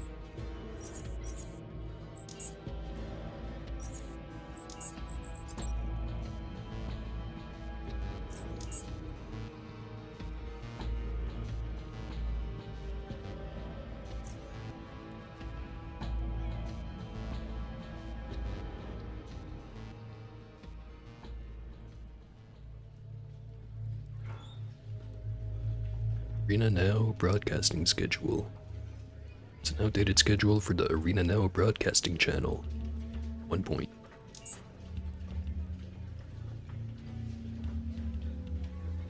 Mysterious robed figure. Looking around with that electronic lock. Sure has a lot of health on him.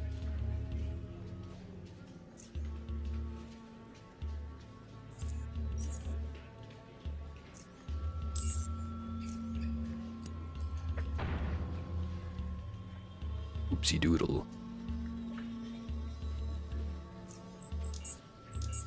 Maybe I don't.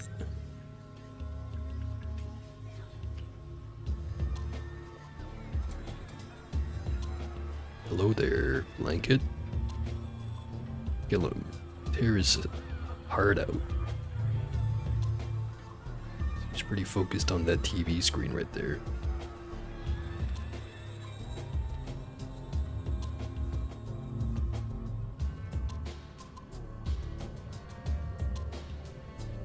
Very distracted.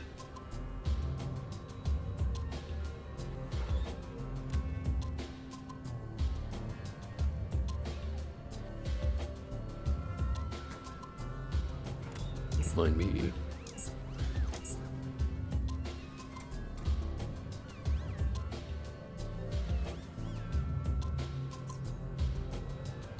Free grenade launcher. Actually not a half bad one. Free bottles.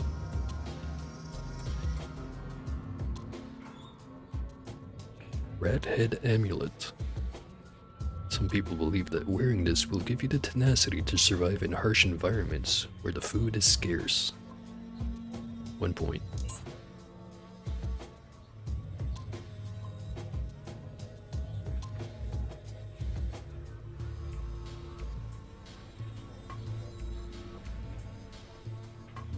Some more stuff over there and also down there.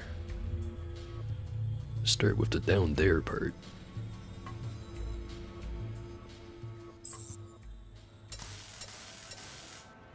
How rude.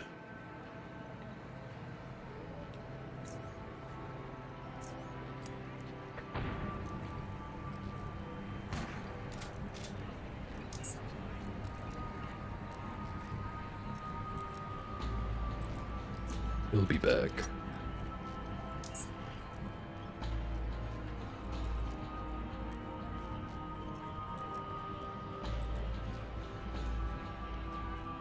Dumbass motioner running right into the fire.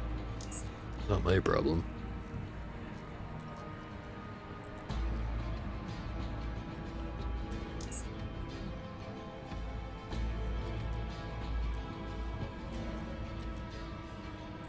Bunch of gangsters coming this way.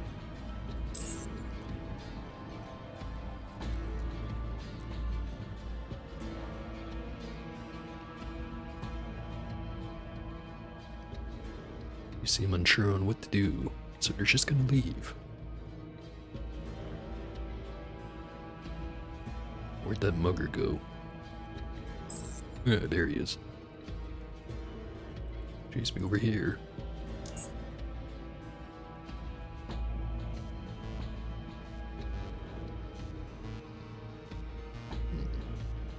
$148 health left.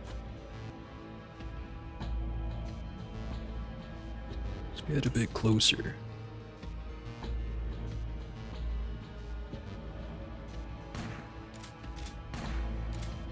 Damn, not quite. Well, this is gonna hurt.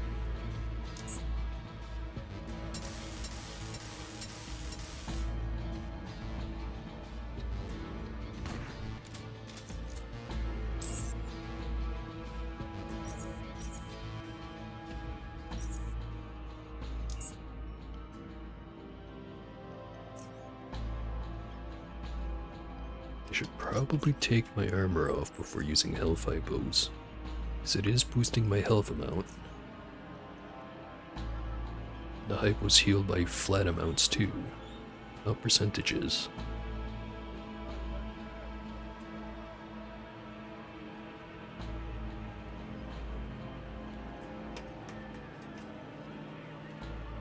Locked door, 75. Just skilled enough.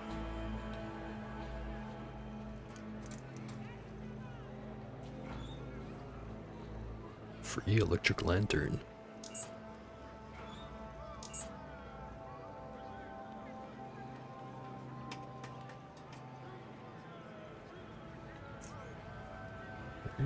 Strip naked. Heal up.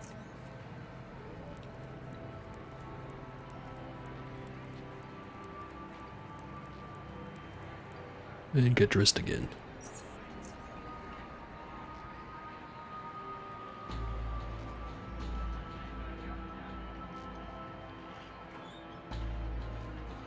Old world booze bottle. Old empty bottle of deer beer. 2 points.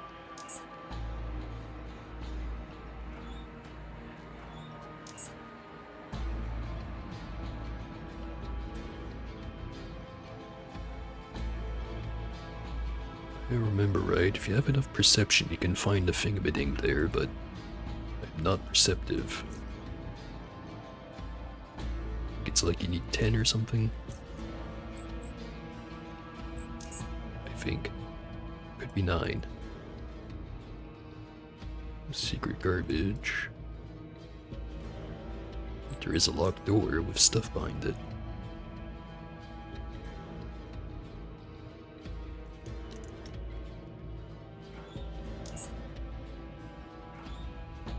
Such as a free hand grenade.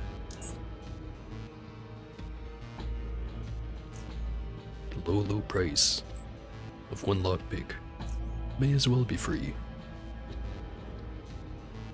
And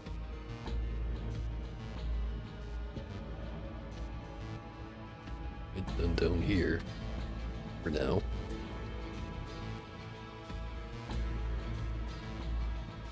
Now I think about it, the grenade launcher I found, how does it stack up compared to the one I have? When I have 50 to 132 damage, 25 action points per shot, and then the rest of the stats. This one has 49 to 78 damage, so a lot less. Same amount of action points. And the rest of the stats are mostly the same. 3% more critical chance. 8 rounds in the magazine rather than 1. I guess the other big difference is it uses the 25mm ammo, which I don't have all that much of right now.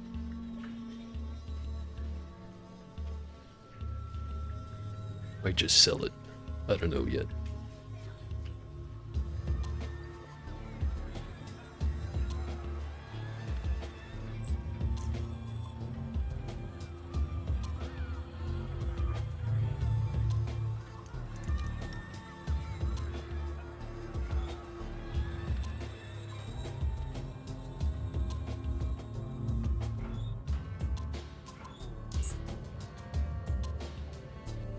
Or up this house. This one in particular.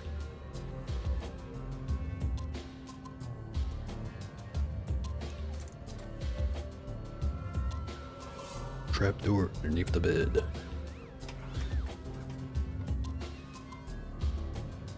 Adaptive goggles.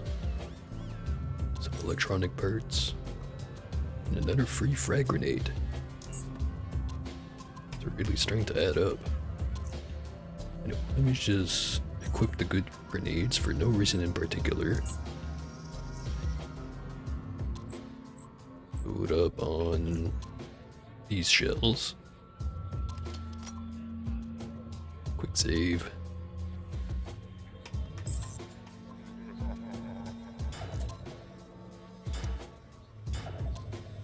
Damn. Good thing I quick saved.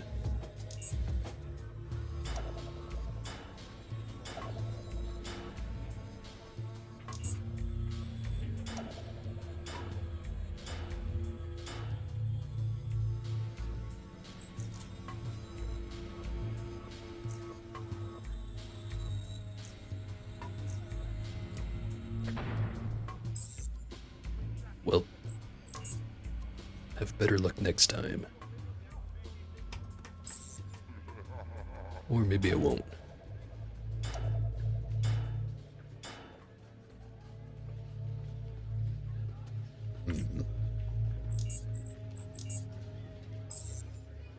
What if... do it this way.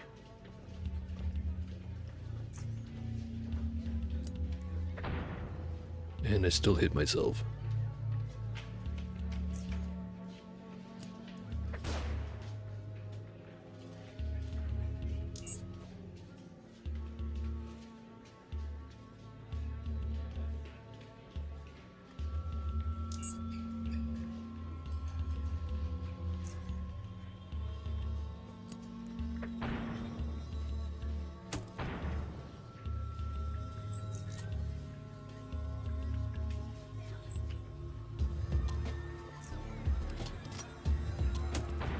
Just enough.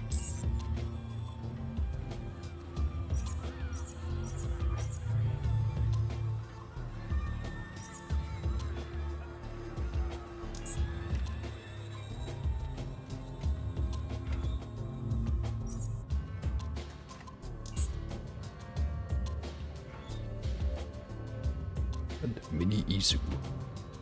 Small 5mm old world SMG equipped with a silencer. Or words, it sucks. Well, maybe it doesn't, but it sucks on my build.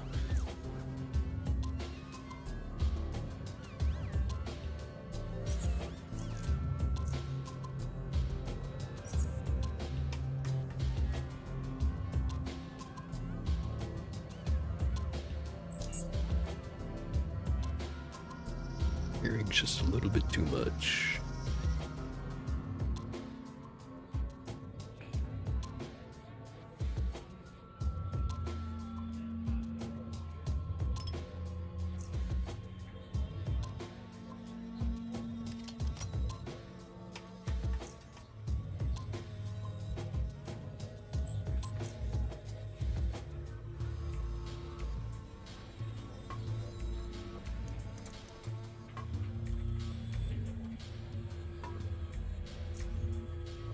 Luck with a 35, that one's luck with an 80.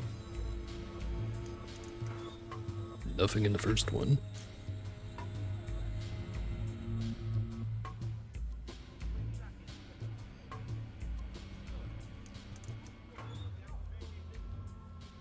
Another catalog fragment.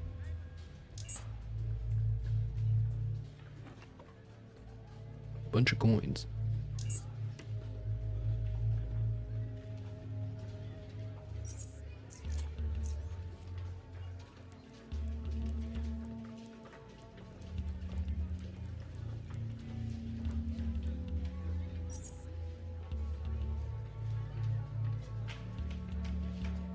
Need to get rid of a little bit of weight.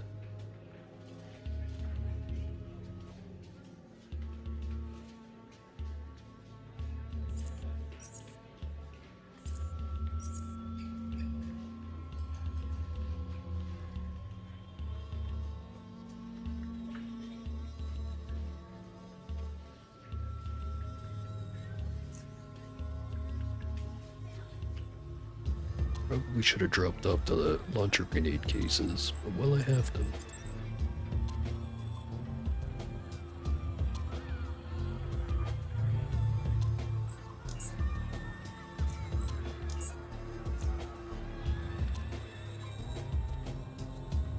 Bunch of gangsters hanging out next to a fire.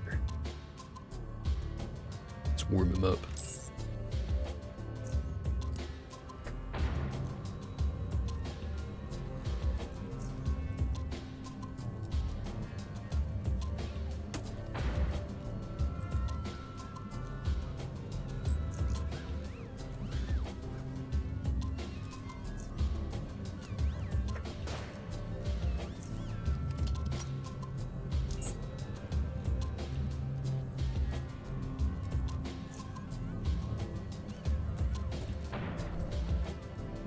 Two left. One left. Unfortunately, it's the guy with the crossbow, so you can probably just kill me instantly. Or just stun me and then kill me the next turn. Let's see if that happens.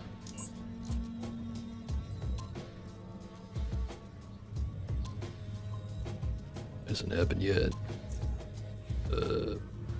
Grenade. Damn. This guy's tough. Not that tough.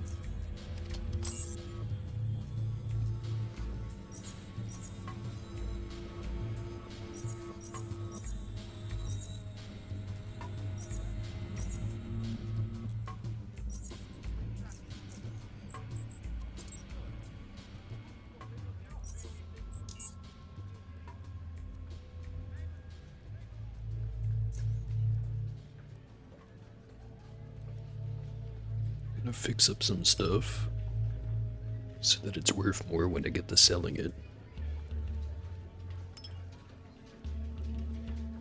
Use 2 big repair kits on this crossbow.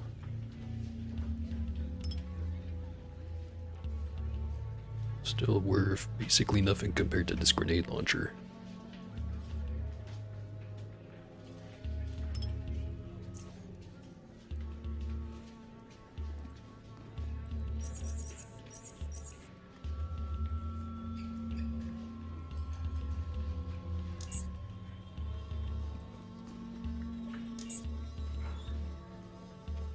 Core city plans.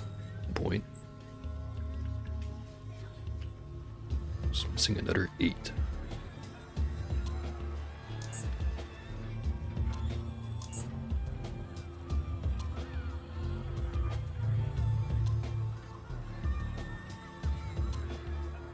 Now time to go sell all this free stuff that I found just lying around on people's corpses.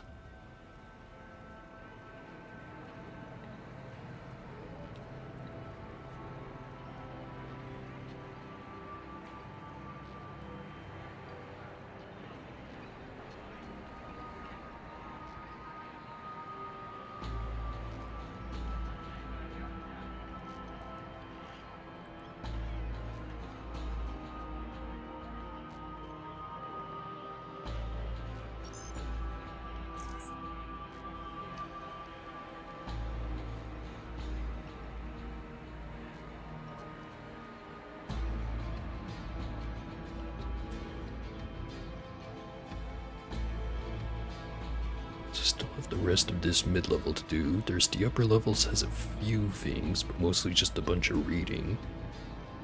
After that I can run off to either rail crossing, foundry, or I can just wander around in the tunnels between them. Well, some of the tunnels. Some of them are still a bit too spicy.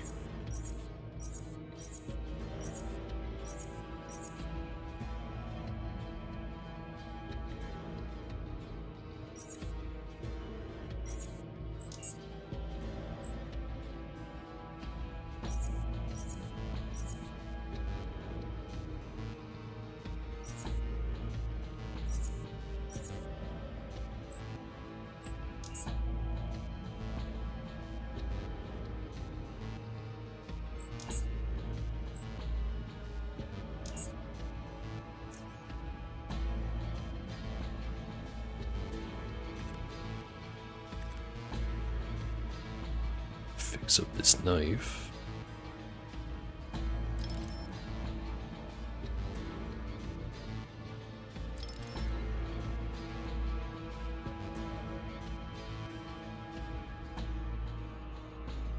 This pistol is probably worth a lot more than the SMG, but I can just sell both of them.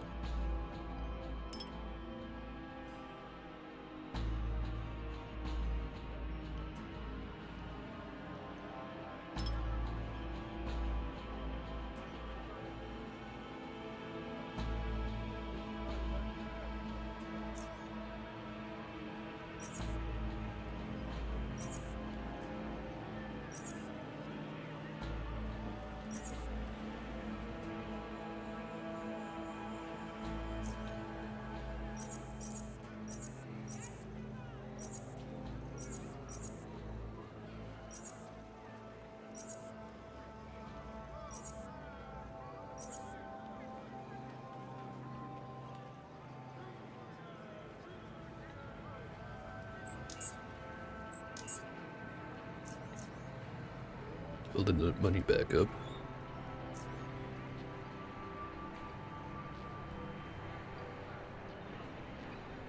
Just gonna dump the mushrooms.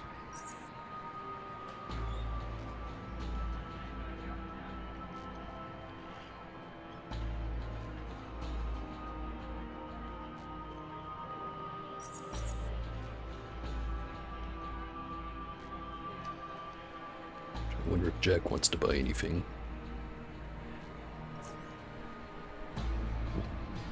But before that, we're interrupted by this missionary. Man wearing concealing robes comes up to you. His garment seems spotless and well kept, and exudes a pleasant smell.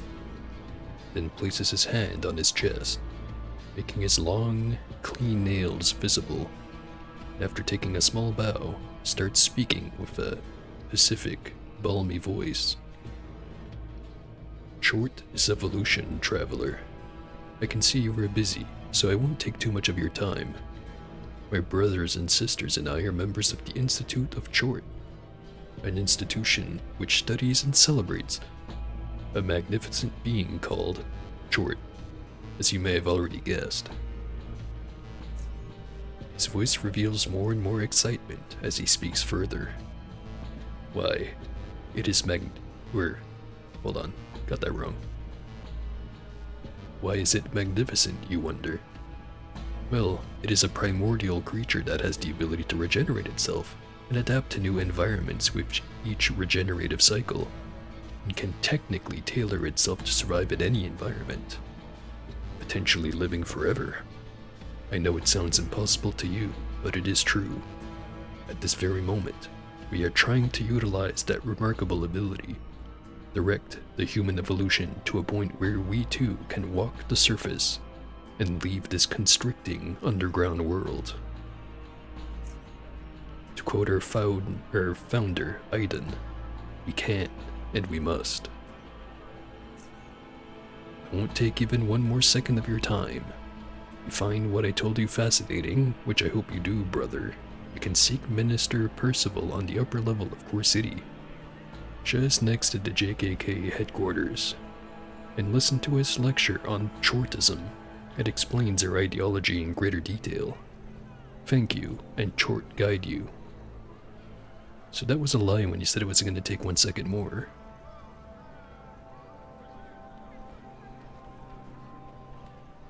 The things you see, leave. Also, Jack does not want a crossbow. Unfortunate. Does want some armor. Now I want lockpicks.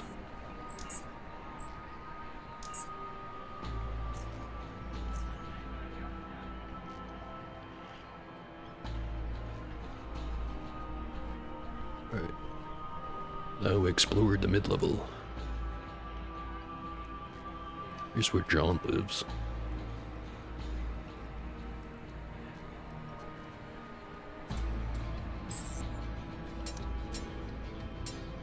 Another mugger.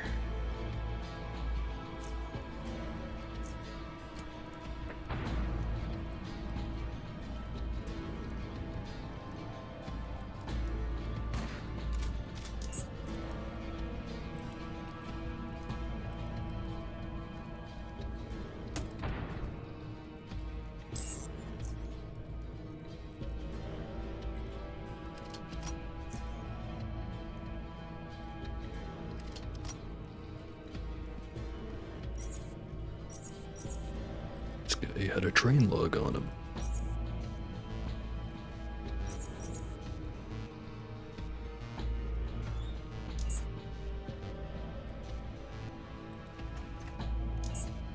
We need to stop bartering with all these bullet casings that I'm not going to craft with.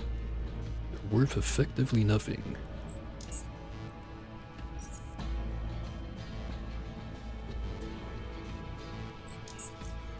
At least on there. They're worth not really much. Story kinda changes once you get the special ammo recipes.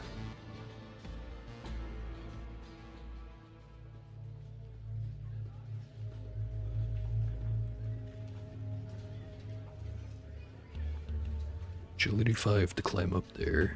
I've got just enough. Well, a little bit more than enough.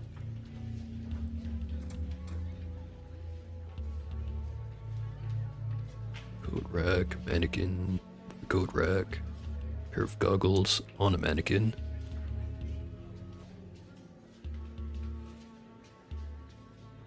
Metal stand on which the mannequin is placed has thoroughly corroded.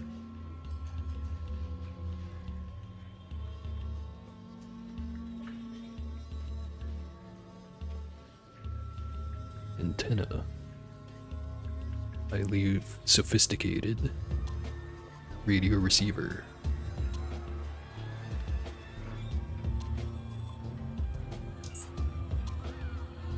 Darkness shrouds the never-ending landfill.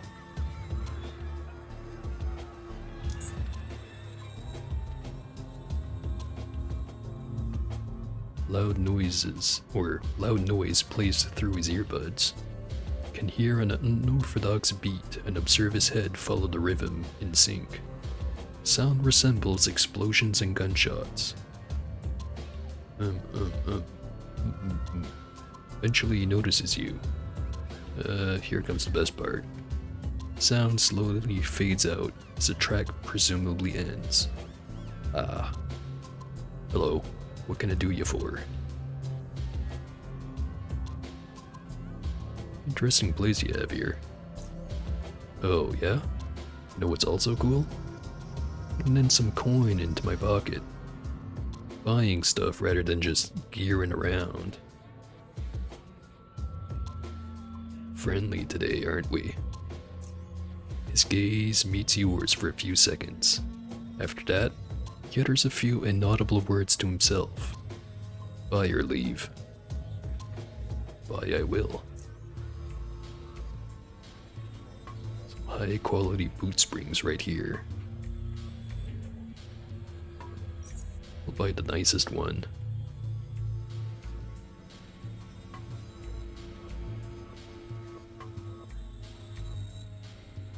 Don't really need any of the other stuff.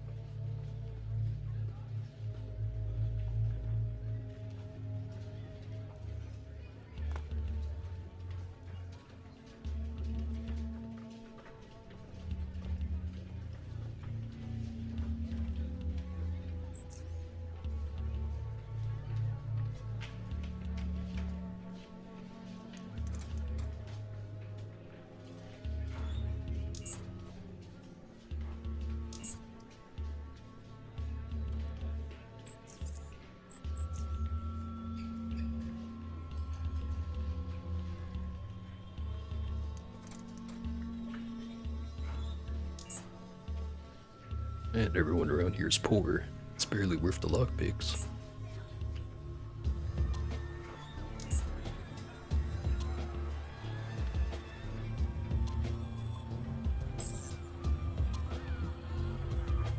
I see you over there.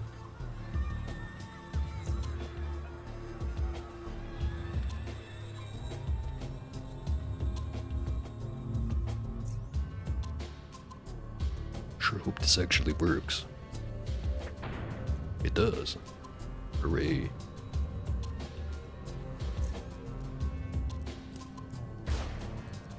Now we're both stunned. Perfect. Well, okay, maybe he's not. Now I'm dead.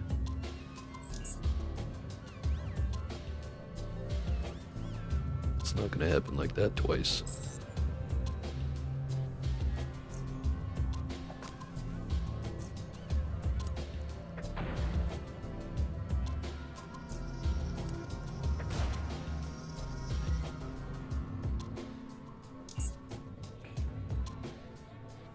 About 183 health left. I think one hit of the shotgun, then the grenade launcher.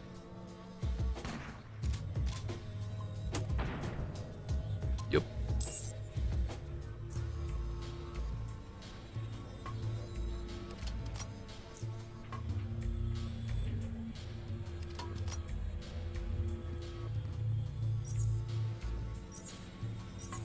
More XP.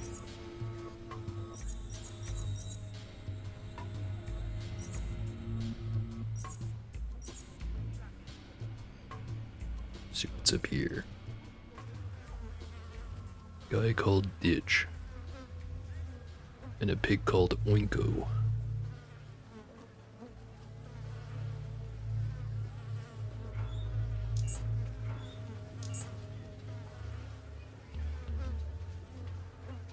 That stupid zoner's been trying to eat my pig.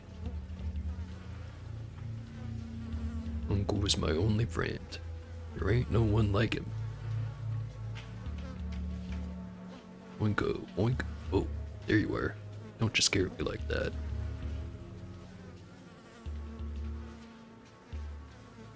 I'll, leave you to your living arrangement.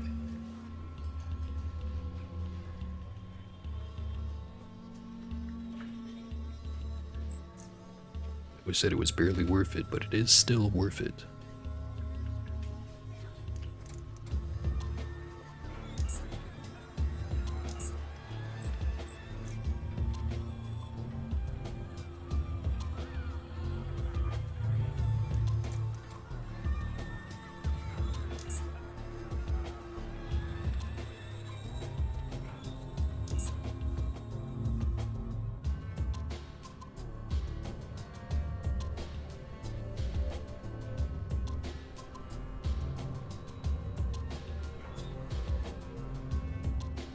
A barrel soup ladle.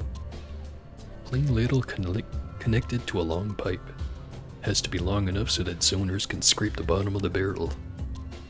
2 points. So some more brew. Forgot the Yetter barrel. Sure hope that wasn't your stuff, zoner.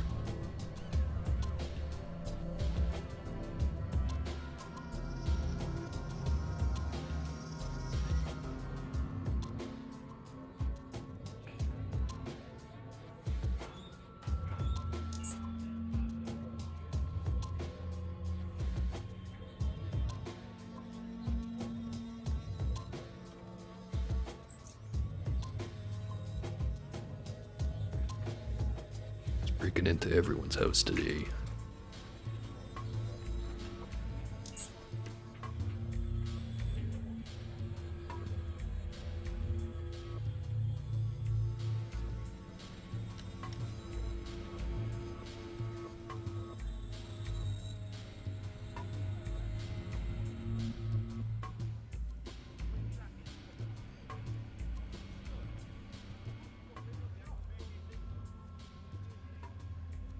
Oh hey, a tunneler. What's it doing there?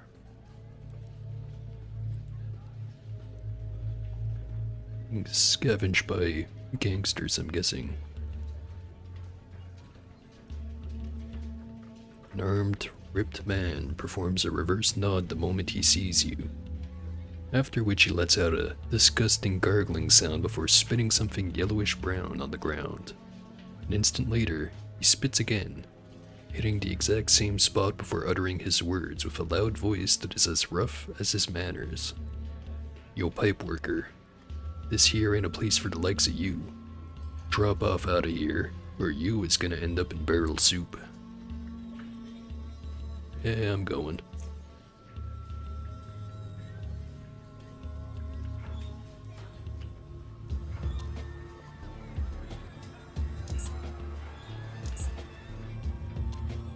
Drunk guy. He mumbles something, but you can't make out what that is.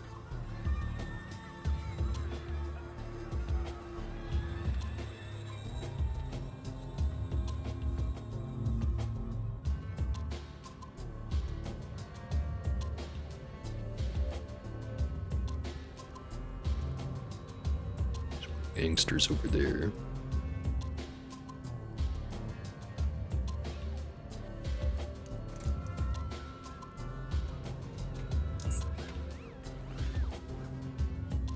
CC-99.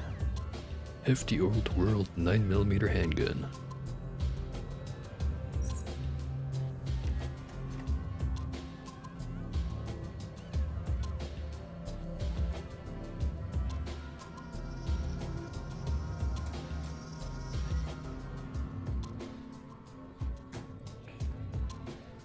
Bunch of enforcers and other Praetorians dudes guarding that exit. Sure, there's nothing but good stuff on the other side of that bridge.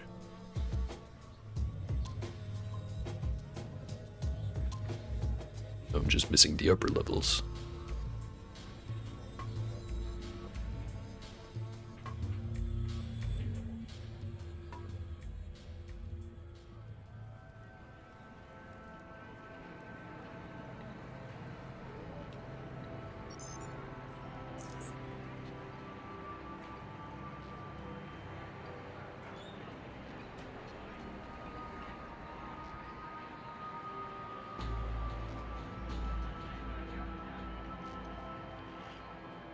Just at a cultist church.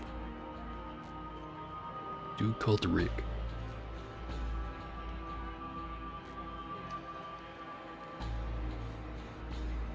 I have no idea what he's saying.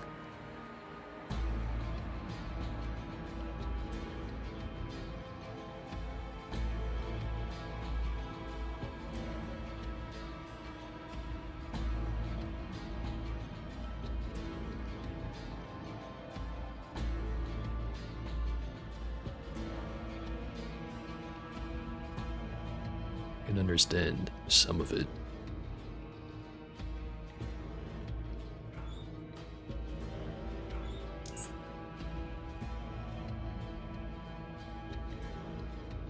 And they're probably gonna try to talk to me if I walk in there, so I won't.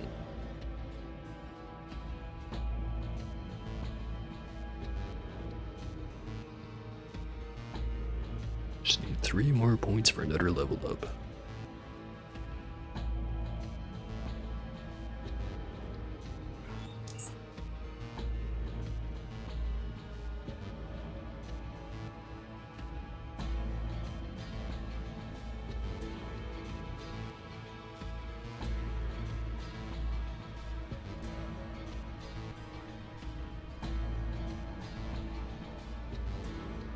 Keep the dream alive, Jojo.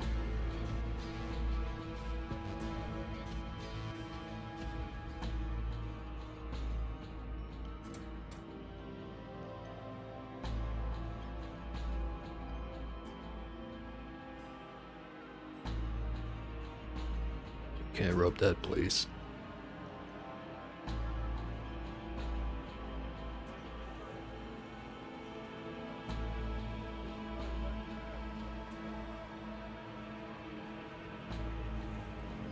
I try to pick from one of those rooms over there.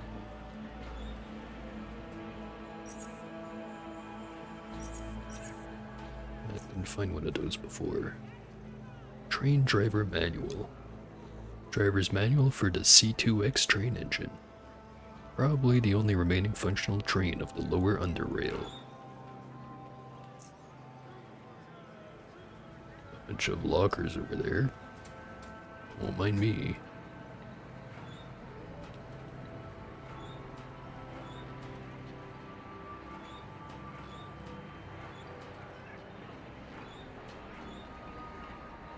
Right, 3 of them. Better have some stuff in there. Boots.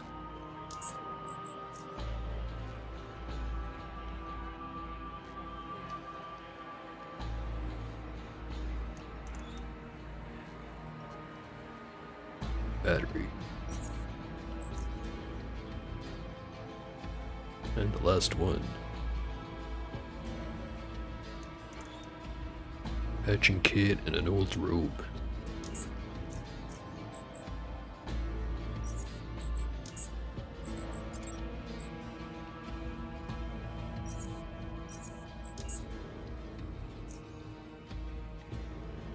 Fix up those boots a little bit.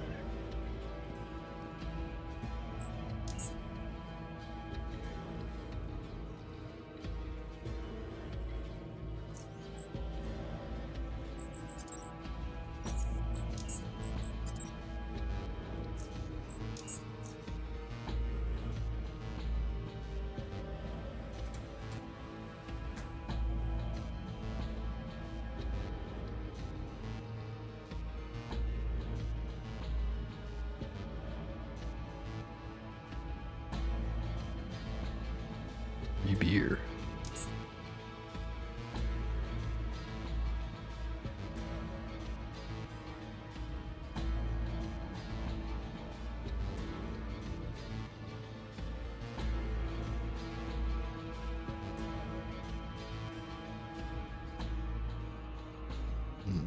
He sets up over there. Don't think anyone walks around over here. Let me just...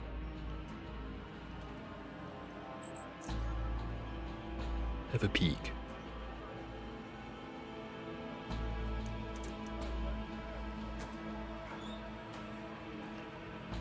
Money. Batteries. Or lantern.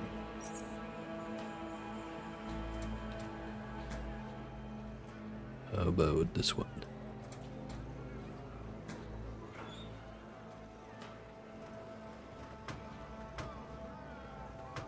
Damn, seems like someone beat me to this one.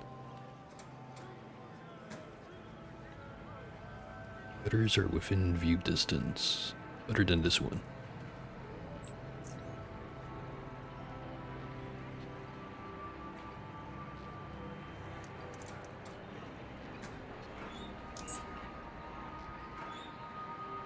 Biotechnician suit.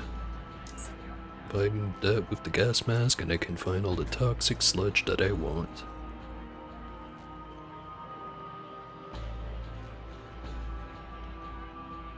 I could just use a biohazard vest when making metal armor. That would also work.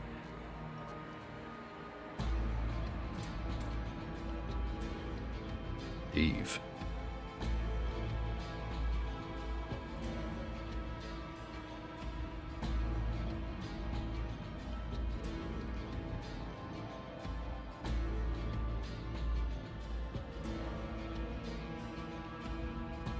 He's offering me to sell me something, but he won't open a trade menu.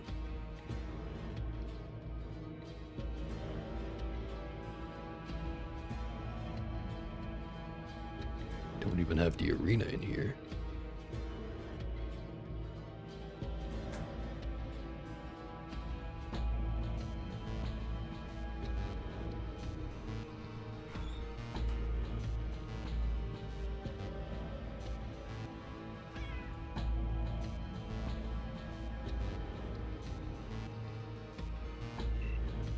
Hacking 80. I'll have just enough if I use the Mark II or Mark III. Do I know what's in that building?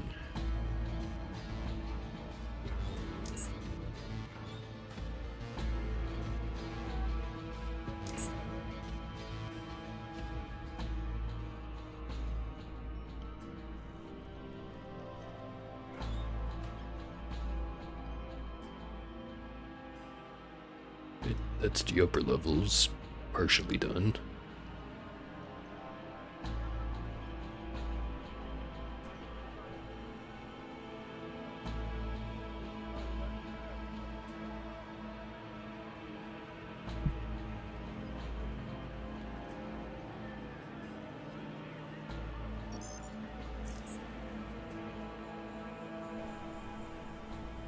And up here.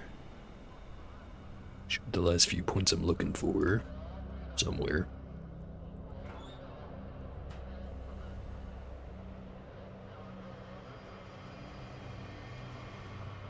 Forgot I can't reach that barrel.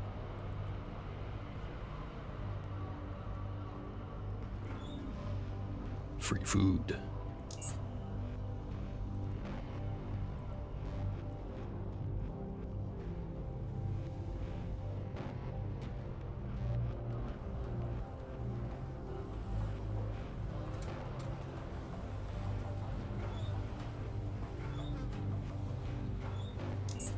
Mostly empty barrels.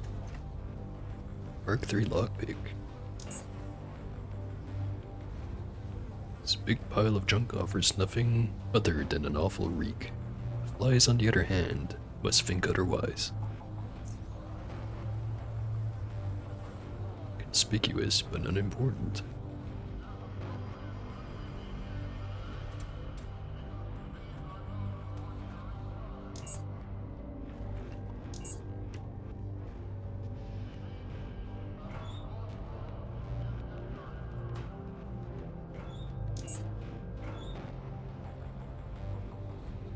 keep saying I'm not gonna pick up those shell casings, and then I do. Guess bullet casings in this case.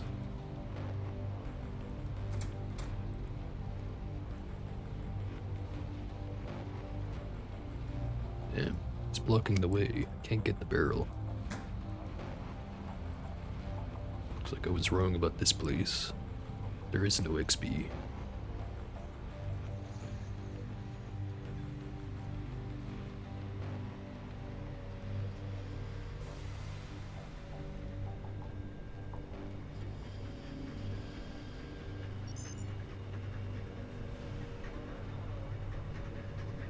Down to the lower levels.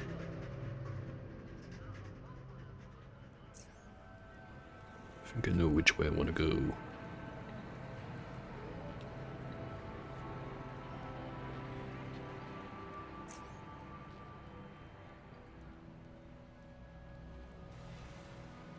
Travel by train to rail crossing. So it looks like I was wrong. It does cost 25. I don't know why I thought it was 10.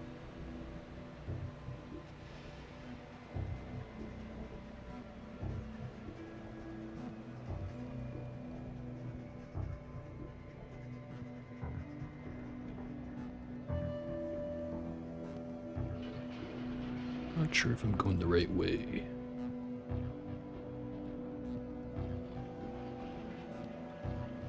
Oh, right, this place. Yeah, not going the right way.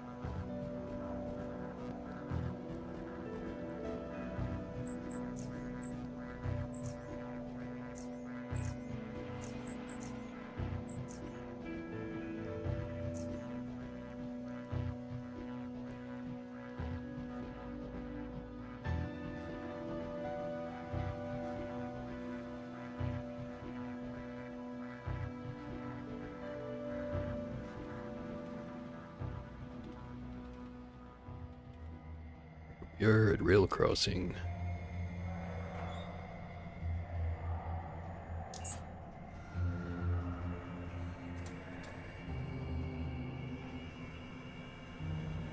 Upon entering what appears to be a repair shop of some kind, a variety of odors meet your sense of smell. Recognize rubber, oil, burnt fusion cells, and mushroom stew.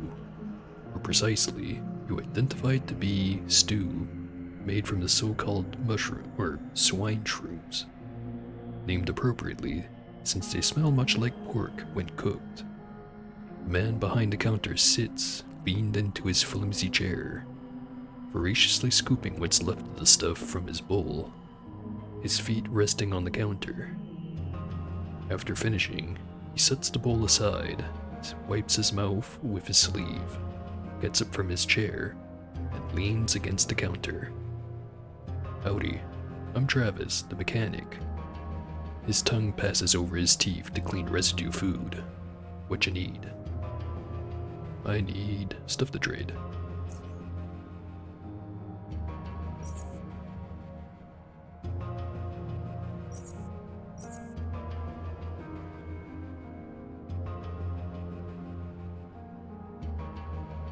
Grenade launcher frame for a SAR.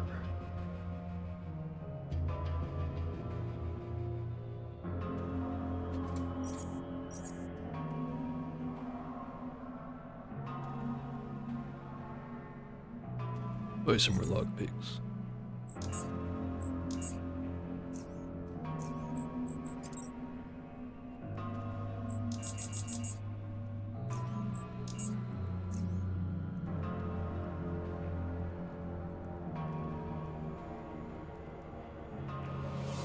Secret cave door. Who would have known this was here? Not someone with less than 7 perception, or was it 8? I forget, either way, here's Deacon. Ah, fresh face in town. Welcome to my little shop.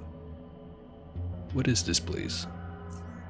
This is my little shop of wonders for the perceptive, or the initiated.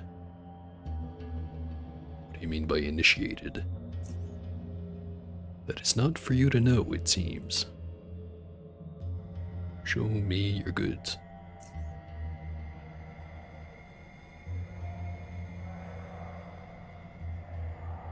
Remember right, the most notable thing about this trader is that he has the Tabby Boots blueprint.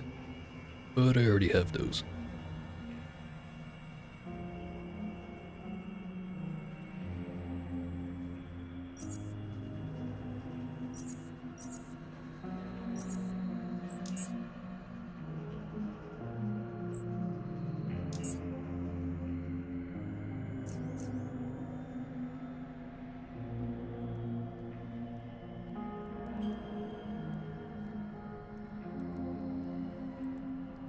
And seems to be busily working on some electronic component, not bothering to look up. Better be here to buy or sell me something, because I swear if you brought me your old broken pistol to fix, I'll shove it up your... He raises his head and aborts the statement. Not from around here, eh? Forget what I said then. Just tired of fixing broken weapons for the local yokels so they can run off and blast their own feet off. Yeah, if you cannot keep your weapon in good condition, you have no business shooting anything, I say. Least of all the faceless. Anyhow, what do you need? Need stuff to trade for.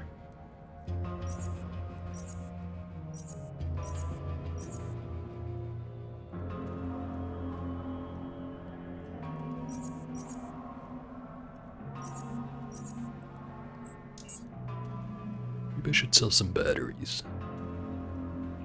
Starting to build up weight.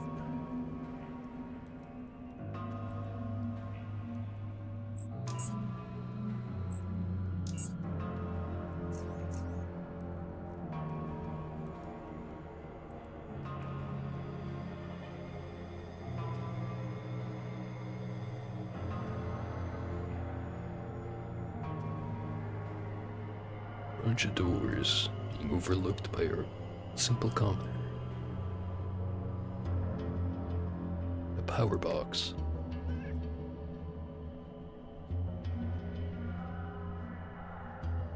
Let's just hack into this real quick.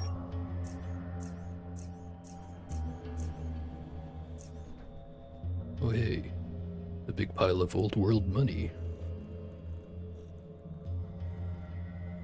Some form of old paper currency. It's worth less than blank paper now, though.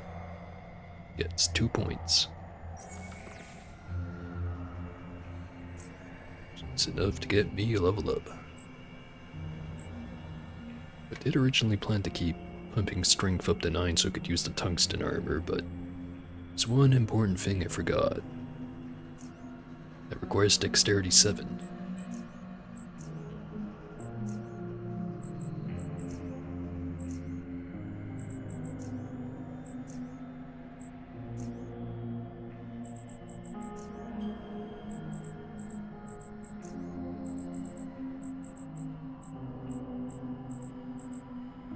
It is this one right here. 3-pointer. Gives your damage dealing grenades 10% chance to critically hit. This chance is increased by 1.5% for each 10 points in throwing skill above 50. Which right now, 70 points, 87 effective. I forget if it works off of effective or just baseline points. But if it's baseline, then I've got 20 points over that amount, which would give me an extra 3% for a total of 13% chance for crits with grenades. Well, with. Well, actually, it doesn't specify throwing grenades, it just says damage dealing grenades. But I'm assuming it's kind of implicit because it requires the throwing skill. Either way, I'm grabbing it. It's really good.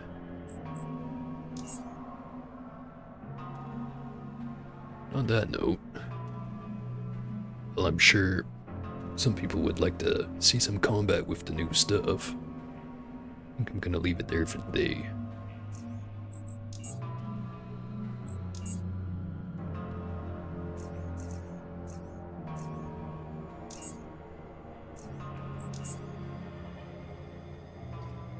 Now, tomorrow, I I know for a fact I'm gonna be a little bit late to the stream because I have an appointment I have to get to, like, right before the usual time I go live.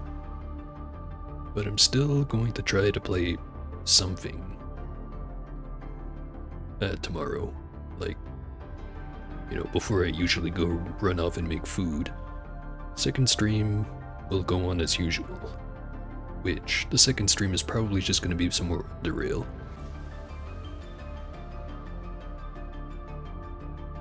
And anyways, I better get going.